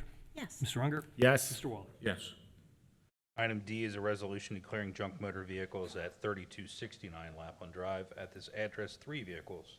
First being a 2005 gray Chrysler 300. Second being a 1998 red Ford Explorer. Third being a 1997 green Cadillac DeVille. Recommend adoption of the resolution. Motion to adopt a resolution declaring junk motor vehicles, 3269 Lapland Drive. Second. And as I was discussing earlier, this is some of the things our PD does and our code enforcement does, which makes Colerain Township a much better place to live because we keep picking off these small problems before they turn into big citywide junk issues. No other comments. Ms. Orich? Yes. Mr. Unger? Yes. Mr. Waller? Yes. Item E is a resolution declaring junk motor vehicles at 8944 Pippin Road. At this address, there are 3 vehicles, first being a 2011 gray Acura TL, second being a 1997 black Honda Civic, and third is an Illinois plate 3850028 on a 2009 maroon Mazda Tribute. Recommend adoption of the resolution. Motion to adopt resolution declaring junk and motor vehicles at 9395 Coogan Drive. Second. And do we run these VINs to make sure it's not some stolen car that's been missing for 5 years somewhere? Yeah, I believe this one's actually a junkyard. Have you had any of these turn up and go, wow, some department somewhere's been looking for this car for? No, that's at the very entry. There's times where we go out and we try to investigate this, and we have come across stolen vehicles, but that doesn't make it ever to this. That's immediately found out through Henry, and we make those notifications. No other discussion? Ms. Orich? Yes. Mr. Unger? Yes. Mr. Waller? Yes. Item F is a resolution declaring junk motor vehicles at 9395 Coogan Drive. 2 vehicles at this one. It is a 2005 black Honda Accord, and the second being a 2015 gray Nissan Pathfinder. Recommend adoption of the resolution. Motion to declare junk and motor vehicles 9395 Coogan Drive. Second. And that will make the neighbor around the corner very happy. Ms. Orich? Yes. Mr. Unger? Yes. Mr. Waller? Yes. Okay, item G is a motion to issue a noise resolution permit to Club Trio Lounge. This is the first request for the permit for the 2026 season for the business. This request, the permit is from May 1st through October 31st to include March 14th. The permit times are as follows. March 14th is from 3 p.m. to 9 p.m. Then the rest of the dates are the May 1st through October 31st, being Friday from 8 p.m. to midnight, Saturday 8 p.m. to midnight, and Sunday, I have Saturday on here twice, but Sunday 3 p.m. to 7 p.m. Recommend adoption of the resolution, or the motion. I motion we issue a noise resolution permit to Club Trio Lounge. Second. Any discussion? Nope. Mr. Baker? Ms. Orich? Yes. Mr. Unger? Yes. Mr. Waller? Yes. Chief, I need to interrupt with a point of order. I was ahead of myself, and when we voted on 8944 Pippin Road, I read it out as Coogan. Yeah. Yeah, so I'm going to motion to declare junk and motor vehicles on 8944 Pippin Road. So that we have an actual vote on that. I'll second it. Yeah. Any other discussion? Ms. Orich? Yes. Mr. Unger? Yes. Mr. Waller? Yes. My apologies. You said Pippin, he said Coogan. And then, All right, so the next 2 items are very similar. First is a resolution modifying Resolution 126-22. This is our rental registration resolution. Essentially, our legal team took some time reviewing these, made some recommendations on ways that we could change them to enhance them. The biggest change of note is moving away from direct assessments to civil citations. Up until last year, Hamilton County was simply just not set up for civil citations. Now that we've gone through that process and had a few go through the courthouse, we're comfortable making this change, and so I would recommend adoption of the resolution. are we allowed to increase this fines? The civil fines, I believe, are set, maximums are set by state code in terms of what we can set. Okay. But it's more than we've done. I motion we approve the resolution modifying Resolution 126-22 rental registration resolution. I'll second. Any discussion? Hearing none. Ms. Orich? Yes. Mr. Unger? Yes. Mr. Waller? Yes. Hey, Board, the next item is a resolution modifying Resolution 117-21. That's the vacant building registrations.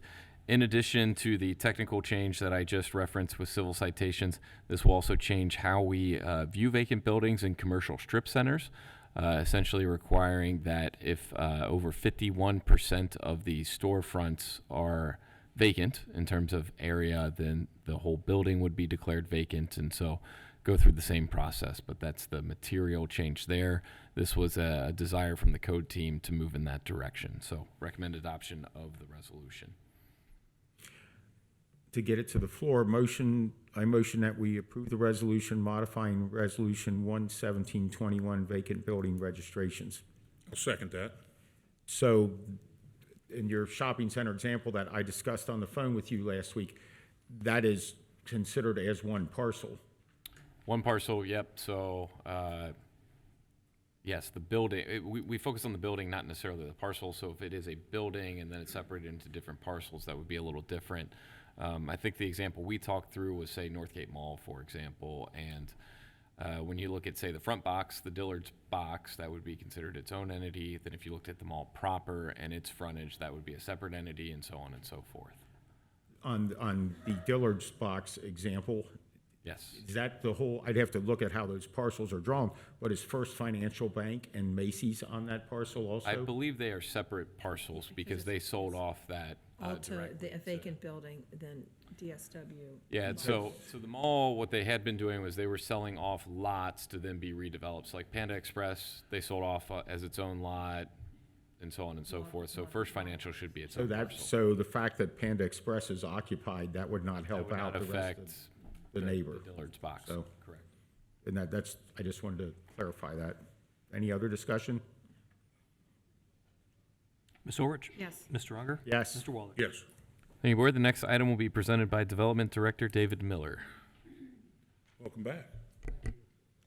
All right, so we've continued to look for opportunities to apply for grants. We've been successful on some and waiting on others. And so this resolution that is before you, a motion that, well, it's a resolution adopting Colerain Township housing policy. So what we did as a staff is look at all of the ways that we interact with residential builders and what are some things that some other communities or even at the state level have done or recommended that would make the process quicker, easier, less expensive. It's a good thing to build houses in Colerain Township. You know, we rely so much on property tax for our general revenue fund, and so this is certainly one way that we would like to see more housing developed in Colerain Township. And so before you is a policy for your adoption that says essentially we're going to chart a pathway forward for residential developers that makes it easier and seamlessly, if where possible, ways that we can move them through the pipeline more quickly. Certainly not foregoing anything that is critical, but making things quicker and cheaper when we can. So recommendation is for passage. A motion we approve the resolution adopting Colerain Township housing policy. I'll second. Can you give us an example of what we could do to make it move more smoothly and less costly? In the policy here, we could increase the rate at which permits for housing are reviewed. We could set a standard that says when a builder submits a plan for a new home, we're going to move it to the top. And we want to keep that permit moving quickly so that they can get to the county and they can get into the building permit process quickly there as well. We might reduce or eliminate impact or inspections or plan review fees. So we don't have any impact fees that we charge. This was boilerplate language that had been recommended by the state. But plan review fees, we might change that to a flat fee instead of by square foot, something like that. So those are just ways that we're trying to make Colerain Township more friendly to residential builders. And on bullet point 3, encourage the development of a variety of housing styles and densities where appropriate to fill housing gaps and ensure residents have access to housing. This is still subject to our zoning, so you're not going to put change the density in districts that have already been approved. Exactly. Okay. If it's in a single unit residential SUR district, those are already set there. You might have a developer that purchases a large acreage. Our planned districts require a minimum of 10 acres. And so within a PD, we might work with them as we would do with any PD. We would work to ensure that they are allowed the greatest amount of density that's possible. So, Subject to review of the various zoning board. correct. Yes. So it's nothing that's going to be done without public hearings and everything else. PD has to go through the zoning commission, it has to Right. come through the board Just of trustees. making sure people know that as I look at this. These are not administrative reviews and approvals for large projects like that. Any other discussion? Ms. Orich? Yes. Mr. Unger? Yes. Mr. Waller? Yes. Thank you. Thank you, Board. The next items will be presented by Assistant Administrator Tiffany Mays.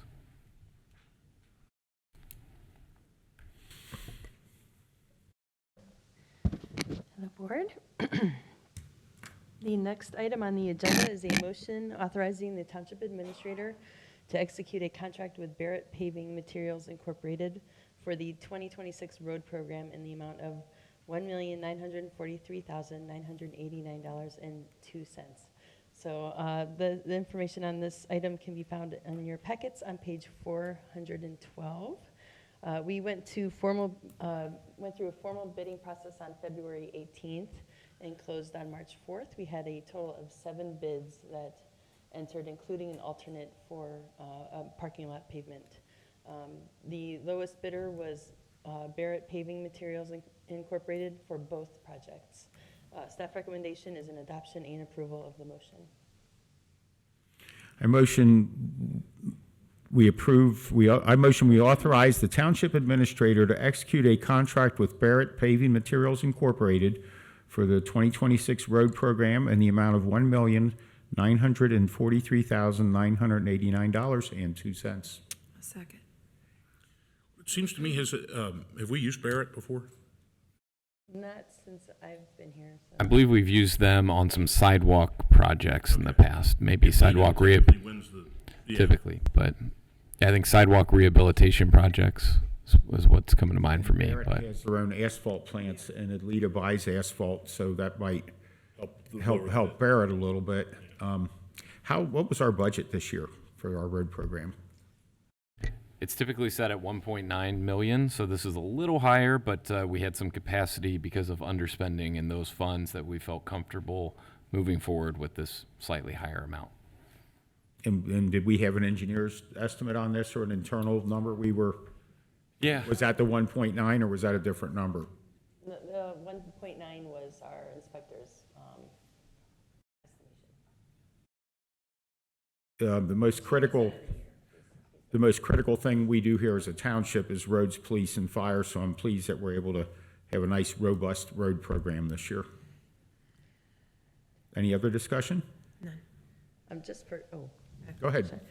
just for more knowledge, that we'll be repaving 10 streets, which is a little bit more than we normally pave, and we'll be cape sealing quite a few as well. 6. That's So not in we're this getting bid, a is it? lot. What's that? The Cape Seal is not in this bid. I don't believe so. Yeah, I don't think, but that's the program, that's what we're doing this year, so with. Right. That'll be a separate, The Cape Seal is from the 2025 road program. Right. But for 2026, that's all the work that we'll be doing throughout our community, which is impressive. and Cape Sealing, for those that don't know, is a new surface of an asphalt micro material over existing serviceable pavements. So it looks like we're fulfilling our obligation as trustees to maintain our roads. Mr. Baker? Ms. Orich? Yes. Mr. Unger? Yes. Mr. Waller? Yes. The next item is under administration. It is a motion to authorize the township administrator to execute a master services agreement with several firms for the provision of professional services related to architecture, engineering, surveying, planning, landscape architecture, urban design, and related services. Items for this information can be found on page 414. And as you all know, we do not have a township engineer or an architect or any other professional of that service that we would need to go into contract for these services for. With a master services agreement, firms have to apply and meet our certain criteria to be on this pre-approved qualification list. So what I am advising the board is to approve this motion so that we can add these firms to our list. Once we add them to our list as a approved, we can reach out to them for any for any of these services that we would require. This would bring our list to a total of 22 firms, so very robust pool to pull from for these needs. Well, I'll motion to authorize the township administrator to execute master services agreements with several firms for the provisional of professional services related to architecture, engineering, surveying, planning, landscaping, architecture, urban design, and related services. Second. On this list, it looks like, first, second count, is there 35 on this list, or some of them duplicates? Some of them are duplicates because they've changed their certain things about their Okay. pricing profile. But it's Okay. a total 22 firms in all, which is Great, thank you for really your, good option. thank you for your work on it. Just- Ms. Orich? Yes. Mr. Unger? Yes. Mr. Waller? Yes. Thank you. The next is a motion to authorize the Township Administrator to execute an energy aggregation contract with Energy Alliance to broker energy rates for the Township's energy aggregation program. Information can be found on page 416 in your packets. At the February 10th Board of Trustees meeting, the trustees directed staff to initiate a request for qualifications to benchmark energy broker services. The RFQ was posted from February 11th through the 27th, in which we received 3 responses. After a thorough review of each response, which can be found in the attachment of your packet, Energy Alliance is the recommended broker for these services. Staff recommendation is an adoption and approval of the motion. All right, well, I'll motion to authorize the township administrator to execute an energy aggregation contract with Energy Alliance to broker energy rates for the township's energy aggregation program. I'll second that. Are we at a correct point in this process, or did you have any comments, Mr. Weckbach? Yeah, we're at a correct point in this process. Depending on how this motion plays out, I may have to request that the board amend the agenda, because if we stay with who we've currently worked with, which would be Energy Alliances, their recommendation to us would be that you all provide me the authority so that if they come across a good rate over the next month and a half as they start to negotiate the next electric aggregation rate, that I would have the authority to sign. But we can deal with that after you all have your discussion on this item. Okay, and I had another vendor reach out and say, hey, my rate is a different rate than the one you're about to accept. And I asked you to provide some results on how is that other aggregation company performing, and I believe you sent me similar sized communities that are within Ohio, because that's where our electric rating is, and one of them was Bexley and the other one was Shaker Heights. Those were references that they included in their proposal. The current contracts for Shaker Heights and Bexley are at 9.49 cents per kilowatt hour. Our rate currently is 9.36 cents per kilowatt hour, and it was actually, I believe, either the same term or almost the exact same term as our current brokerage agreements. So it's your feeling that the savings, that the fee with Energy Alliance is different than the one with the other vendor, but the other vendor is not able to, doesn't have the breadth to go out and get the better rate. So while the fee is a little more, it's going to cost the business or homeowner less. It could, right? So with this, it's no different than if somebody opts out of our program. You might be able to secure a better rate using your own individual broker or your own just research on the marketplace. One of the advantages to Energy Alliances that I don't know that we've really hit on is our peer communities in the region that are near us currently use them. And so we oftentimes are locked into similar, if not the same exact rate as our neighbors. One of the things that I think about a lot is our residents, and if there is an advantage or disadvantage to living in Colerain versus Green or Springfield Township. And if we're with Energy Alliances, we should have the same rate with Green, Springfield, and some of our peers. If we're with a different company, we might have a better rate, in which case that would be great for our residents, but we also might have a worse rate. And so that's part of what is factoring into some of the logic behind the recommendation from staff as well. And from personal experience, Energy Alliance, they are a Cincinnati-based company, and I can call the CFO, and he'll answer my phone call, and he'll take care of my problem for anybody.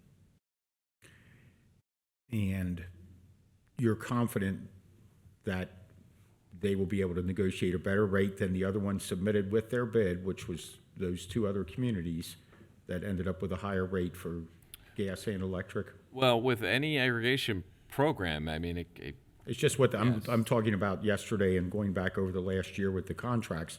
Sure. The one we have is lower than the other two, Compared Shaker Heights and Bexley, which is what that other vendor submitted two of the because. references, yes. Compared to two of the references, we currently have a better rate than what those referenced communities have. And it was for the same time period, which is basically the last 12 months. Yes. So how long does this authorize the contract to be? I believe it was a 3-year contract with some optional renewals built in. 3 years, yes. And you're confident in it too, Administrator Mays? Okay. No other discussion from me. So, I agree, I'm fine. I'm happy that we got multiple offers, multiple bid proposals. At this point, though, I'm going to make a motion to authorize Township Administrator to execute an energy. Do we have to vote on the first one? Yeah, Yeah, we have to vote on the first one, okay. yeah, we went in discussion without, yeah. Okay, Ms. Ulrich? Yes. Mr. Unger? Yes. Mr. Waller? yes. Now, a motion to give, Amend the agenda. Motion to amend the yeah, agenda. motion to amend the agenda. B1 to be a motion authorizing the Township Administrator to enter into contract with Energy Alliance. Nope. This would be to enter into an electric aggregation agreement at or below the price to compare. There you go. And I'll second the motion that Matt has offered, using the words of the Administrator Weckbach. Just the ventriloquist. So you getting all that, Mr. Baker? So what this will do is it'll give us the flexibility with Administrator Weckbach to sign into that agreement because it fluctuates daily, kind of like our gasoline. So we're not having to wait for the Township trustees to. And like how we've done this in the past, so this just gives me the authority essentially to sign a contract that would be better than Duke Energy's rate to compare. But in the off chance that, that doesn't happen, then I'd have to come back and seek new authority. If it does happen, then I would be bringing forward a consent item reflecting the rate that was agreed to. And just to remind people, this is something that voters in Colerain Township authorized in 2006. And we authorized the administrator and his successors to get into this type of business. And I would say personally, my February and January gas and electric bills were the two highest bills I've ever gotten in the 22 years I've been in my current house. And I know that, I don't know what the experience of my fellow trustees is, but a lot of the phone calls I get are people that are, really struggling and, complaining, and rightly so, about the cost of the electric and gas. So there's a lot of pressure on you, Mr. Weckbach, a lot of pressure from every resident in the township and every business to come up with your best work on your best day. But I do behoove everybody, because I did not do this. I did not look at my energy supplier, and in 2018, I signed a coupon for some energy savings, and I paid almost double what everybody else paid in January and February. So please look on your bills. Mine are, I pay them, electronically. I don't look at my bills, they just pay, and all of a sudden I've got a $729 bill. I go, what is going on? I was one of those people that complained to myself. And so then I called and I saw, I had no idea that I was not under the savings for the last, what we try to do for the township. I was not accumulating any of those savings. So please, if you've ever signed anything, look at your Duke bill and make sure you're on our. And if you don't understand it and you do have questions, please send Mr. Weckbach an email. And no, I'm serious. And I know I've sent a lot of calls to you, and you've taken the time to respond to people and help them understand it. This is a lot of people, it's their biggest expense outside of groceries and property taxes is their electric. And Energy Alliances will not come door to door. No. So if somebody comes to your door and says the phraseology is really tricky, they say, we're working with Duke Energy. They're, of course, not an employee of Duke Energy. They don't have a Duke Energy ID. and it's somebody that a lot of times may be up to no good to change. All they need is a couple items of your personal account information. number, right. Yep, and they'll change you. They'll change your supplier, and it might be cheaper, but there might be an exit cost that is just through the roof, or they'll get you some other way. Yeah, mine was cheaper for the first 3 months, and then it's been double for the last, And anybody can opt out of this And you program. can opt in and out every day. You can opt out twice in one day if you want to. Oh, twice in one day. Actually, just read Every that day, let's just say every day. Duke has a thing where you can opt out permanently, which I saw online the other day. Well, and going back to my earlier comment, this is something that the voters of Colerain Township authorized back in 2006, and anybody can opt out of it. What they authorized was to allow us to try to get a group price for people that have commercial or residential meters in Colerain Township. So good luck, Mr. Weckbach. It's your biggest thing you'll be working on. So And if you don't like it, you can opt out. that's right. Any other discussion? Ms. Ulrich? Yes. Mr. Unger? Yes. Mr. Waller? Yes. Thank you, Board. The next item on the agenda is a motion to issue a request for proposals for lawn care and mowing services for vacant township-owned properties. This item can be found on page 561 in your packets. The township is requesting proposals from responsible parties for grass cutting, trimming, debris removal, tree and brush trimming, and other maintenance tasks as determined. These services will be performed on township-owned vacant property, which constitutes approximately 20 properties. Some of these properties, the lots are continuous because they were FEMA properties in the program that we established with purchasing the home and then the township owning it, just as a heads up on that one. Should the responses be favorable, staff would recommend a course of action at the April 14th board meeting. Staff recommendation is an adoption and approval of the motion.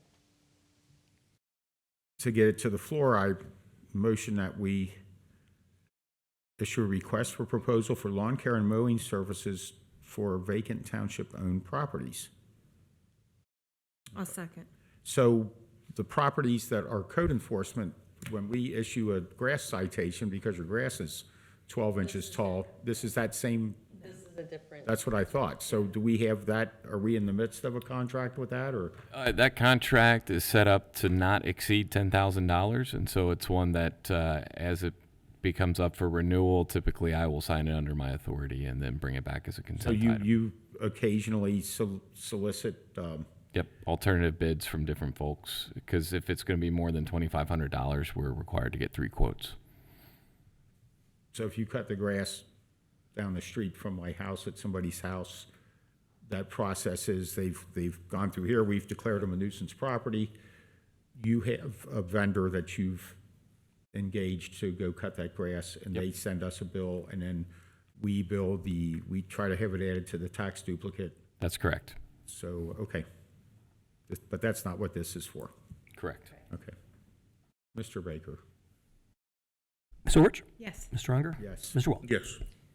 Thank you, Board. The next item is a motion to authorize the Township Administrator to execute a contract for the donation of right-of-way easement for the Springdale Road Sidewalk Project, project ID number 120861. Item information can be found on page 575 of your packets. As part of the right-of-way acquisition process, we need to obtain construction easements, even if they are our own property. So we have 3 properties within this project that require a donation, and we do need to file real estate paperwork to make it a legal document, so that even though we don't have to pay for anything, we still need this paperwork to be followed through. So my recommendation is to adopt and approve the motion. Okay, well, I will motion to authorize the township administrator to execute a contract for the donation of right-of-way easement for the Springdale Road Sidewalk Project, PID 120861. Okay. Okay. Matt seconded. Is there any discussion? None? Ms. Ulrich? Yes. Mr. Unger? Yes. Mr. Waller? Yes. Thank you, Board. And a portion of those 3 documents will require township trustee signatures, so Mr. Baker does have that in his possession. The next and final one for me, at least, is a resolution to amend the traffic calming policy. Item for this oh my goodness. This information can be found on page 665 of your agenda packets. Prior to reading the rationale for this item, I'd like to point out that there was a typographical error in the original resolution in the packet, so Mr. Baker does have the updated version. It did cite the gifts policy, so I missed that somehow when I updated the resolution. So that being said, this resolution, we discussed it during the December 9th, 2025 board meeting about adding a specific section in our traffic calming policy to allow petitions so that the majority of the neighborhood would agree to install these speed or traffic calming devices, excuse me. So this is the second reading, and I would recommend an adoption and approval of the resolution. Okay, well, I motion to approve the resolution to amend the traffic calming policy. I'll second that. Any discussion? I think it's a great idea to have the majority of votes. Mr. Baker? Ms. Orich? Yes. Mr. Unger? Yes. Mr. Waller? Yes. Thank you, board. Thank you. Thank you, Board. The next several items will be presented by Assistant Administrator McElravy. Welcome. Thank you.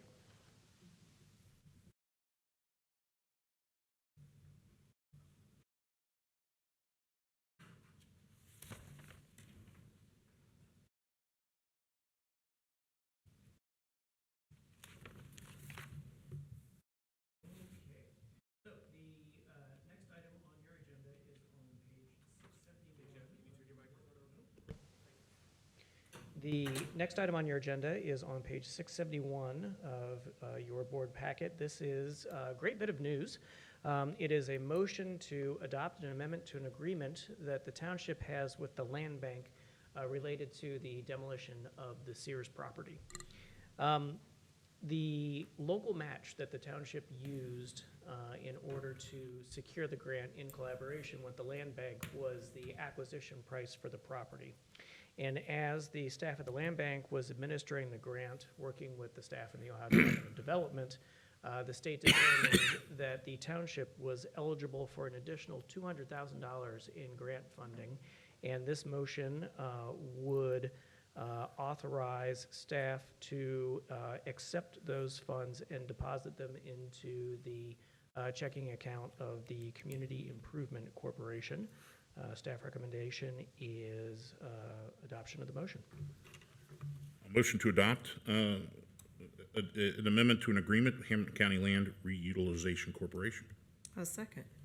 Mr. McElravy, so we have a motion on the books that we're paying back.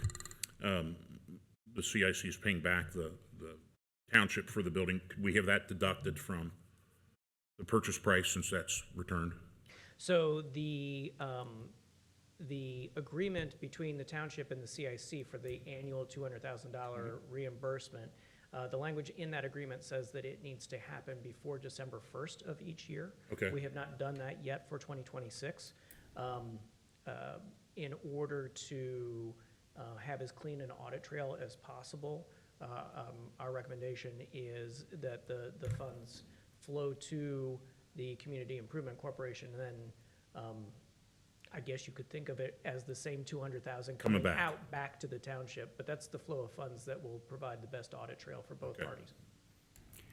So, as I haven't been up there to look at it in a month, is that project kind of wrapping up now? It is, yes. So, And have all the vendors that have done the work up there been paid? You might not know that answer, but you might ask the Port Authority if everybody up there's been paid for the work they've done before they start giving us money back, before the vendors are not paid in full. So Mr. Miller participates in weekly update meetings with the demolition team and the staff that's managing this grant for the land bank. There have been no problems whatsoever with vendors being paid. There is still a significant balance that is left on the grant from the state. They are closing out the process. The work is nearly done. So we do not anticipate that there will be any issues with these funds coming to the CIC and as a result of vendor not being paid for the work that they have done on the site.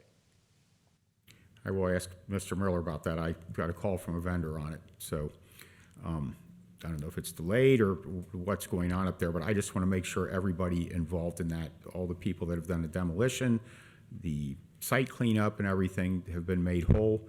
So if there's leftover money in the grant after we get the 200,000, where does the rest of that grant money go after everybody's been paid and we get our 200? Is there some other way we can use that grant, or is it going to go back to the Department of Development? I wish that there were a way that we could access those funds, but it is going to go back to the Ohio Department of Development, and they are going to work in collaboration with the land bank to find other projects where there's a need. So they're going to reallocate those funds. And we've done everything we can do with them. We don't need to put up a fence or All of that's run water or anything, or sewer, anything to make the lot saleable? everything that was in the scope is being executed, Okay. and then some actually. Just want to make sure everybody up there's paid. No other comments from me. Ms. Orich? Yes. Mr. Unger? Yes. Mr. Waller? Yes. Thank you, Board. Next item is on page 674 of your board packet. This is the final step in the 2026 strategic plan and budgeting process. This is the adoption of permanent appropriations for the year 2026, and staff recommendation is adoption of the resolution. Okay, I authorize the motion to, resolution authorizing the adoption of permanent appropriations. And I'll second Kathy's motion. And that total amount is, it just has each fund. It doesn't have it all totaled up. That's right. Okay. The total for permanent appropriations is $53,253,008. No other comments from me. Ms. Orich? Yes. Mr. Unger? Yes. Mr. Waller? Yes.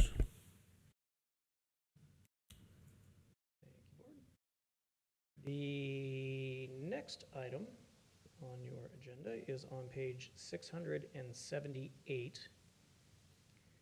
And this is a resolution authorizing an advance. The board may recall that each year you authorize an advance from the Township's general fund to the Community Development Block Grant Fund in order to front the money that is needed to execute those block grant projects, because the county pays on a reimbursement basis. This is sort of similar to that. This is an advance from the general fund to the police district fund. The sum is $1.4 million, and this is necessary because the fund balance in the police fund is not sufficient to sustain operations through the receipt of our first half property tax settlement, which we anticipate will arrive in mid-April. So what we're going to do, with your approval, is to advance those funds to the police district, and then once the property tax settlement comes in, then those funds will be returned to the general fund. This is purely a cash management measure for the police district. It does not have any budgetary impact. We aren't anticipating any problems with the police fund. As I said, it's just a matter of timing, and the staff recommendation is adoption of the resolution. Okay.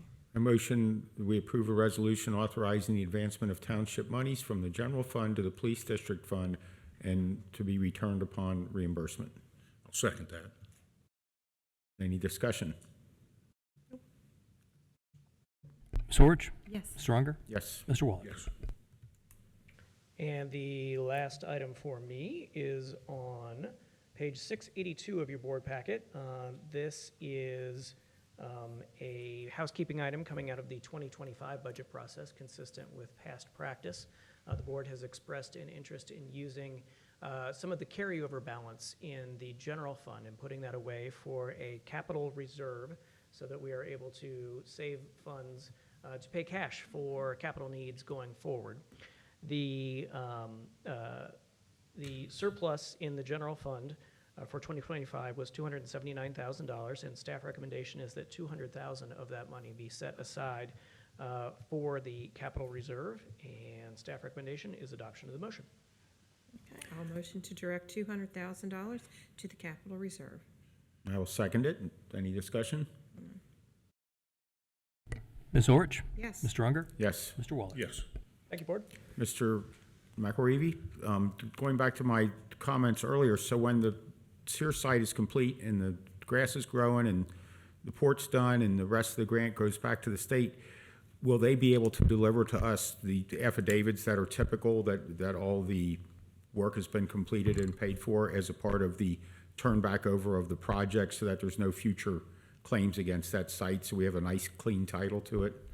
We certainly can work with the project team to ask them for that. I do not think it's a requirement of the agreement that we have with them, but we certainly can. look Right, into it. in a typical private construction, you would seek affidavits to say that everyone had been paid in full, and that all labor, materials, and trucking and fuel and everything was paid in full, and that would be part of the delivery back to us. So we'll have a clean, clear title to that property someday. Sure, and I'm confident that those lien waivers are happening between the general contractor and the land bank, and that's being provided to the state. I have no reason to think that they wouldn't be comfortable sharing that information with us. Oh, sure, yeah, I just want to make sure when we get that back, the title's clean and there's not some impediment towards hopefully somebody coming, a developer coming along, and we can go, here's a nice, clean, clear title, and I think that's an important part of the closeout of the project. So I don't know what the issue is with this, but I think it's wildly inappropriate for the vendor to contact you.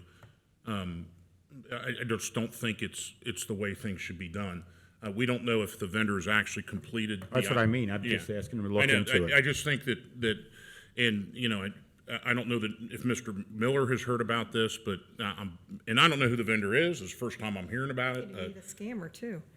Well, It's and just- I can't discuss things with you Right. guys outside of Absolutely. meetings. I have no choice if I want you Right. to know about it to Right, bring no, it up I'm here. glad you pointed it out, but as far as that vendor is concerned, I think that they need some answers, to answer some questions too, because that's not the chain. So the Hamilton County Land Bank is managing it for us. Mr. Miller is our our point person from the CIC, and for them to go directly to a trustee is and you don't know what parts of the job Right. specifically they were supposed to do, or. Oh, if yeah, it- that's why I'm, at Yeah. the end of the day, I just want a clean title to it. No, That's no, all. I'm not aiming that at you. I'm aiming that at the vendor. I think that maybe we need some follow-up with the vendor and Sure. give them an understanding of how the process I works. just have no way to communicate that to you and Kathy if I don't bring it up in a. I'm glad you did. So, Yeah. thank you. All right, the final item of new business is a motion to set a town hall on the strategic plan for March 24th, 2026 at 6 p.m. Our current strategic plan is set to expire at the end of this year. This town hall would be very similar to what we've done in the past, where essentially we would kick it off with a presentation from staff that kind of identifies where we are, where we've been, how we got there, and then we would have small group facilitated discussions at tables where any resident could provide feedback, and then that discussion would then be summarized as part of the planning process. This would be one facet of multiple different modes of communication and input that we're receiving that will all culminate in a presentation to the board in June of this year, as we will seek any updates or tweaks to our existing goals as we move into a new 5-year strategic plan. So I would recommend adoption of the motion. I motion we set a town hall for strategic plan on March 24th, which is 2 weeks from today at 6 p.m. I'll second. And my part of the discussion is when CPO did this sort of town hall meeting, did we get any feedback from them at all? We reached out, asked them to provide information that they collected, and they refused to share that with us. It would have been nice to know that for the town hall meeting, to see how accurate. Any other discussion? Ms. Orich? Yes. Mr. Unger? Yes. Mr. Waller? Yes. Thank you, Board. We have one item of old business. This is a resolution adopting policy for redaction fee for law enforcement cameras. So if you recall at the last meeting, we spent some time introducing this. Essentially, this was a change that occurred back in 2024, and we believe that this would allow us to more efficiently manage our work. And more than anything, what we've seen in our police department, as have police departments across the state of Ohio, which I think was the impetus for this law change, is that there are a number of folks that are simply inundating police departments with body cam footage requests so they can turn around and put it on the YouTubes and the TikToks of the world, and they can monetize just simple body cam interactions. And so this would at least allow our police department to recoup some dollars related to the work that we have to do since someone else is making profit off of us. We do have exceptions in the policy related to victims and victims' immediate family members where they would not be subject to this charge. And so with that introduction, I will recommend adoption of the resolution and pause there for questions. I motion to author, I can't put my glass on, adopting policy for a redaction fee for law enforcement cameras. I'll second. Any discussion? I believe the maximum charge for that is, did you say $750? $750, yes. $75 per hour is the And that's maximum. because we have to redact if there's children in it or uninvolved persons and all the different. There's quite a bit that has to be redacted as it Sure, comes to and it's this. very time consuming and And the technology for it itself is incredibly expensive as well. Just the contract through Axon, that's not counting the actual body camera that captures the video, but the redaction software alone, just for a 1-year period, was $9,000. right, and let's see how this affects the request. I will tell you in the last week alone, I'm not exactly sure why they've been come directly to me, which has not been as, it hasn't been usual. Usually it goes, we have a separate public records email that goes directly to that, just it's easier tracking, everything to do that.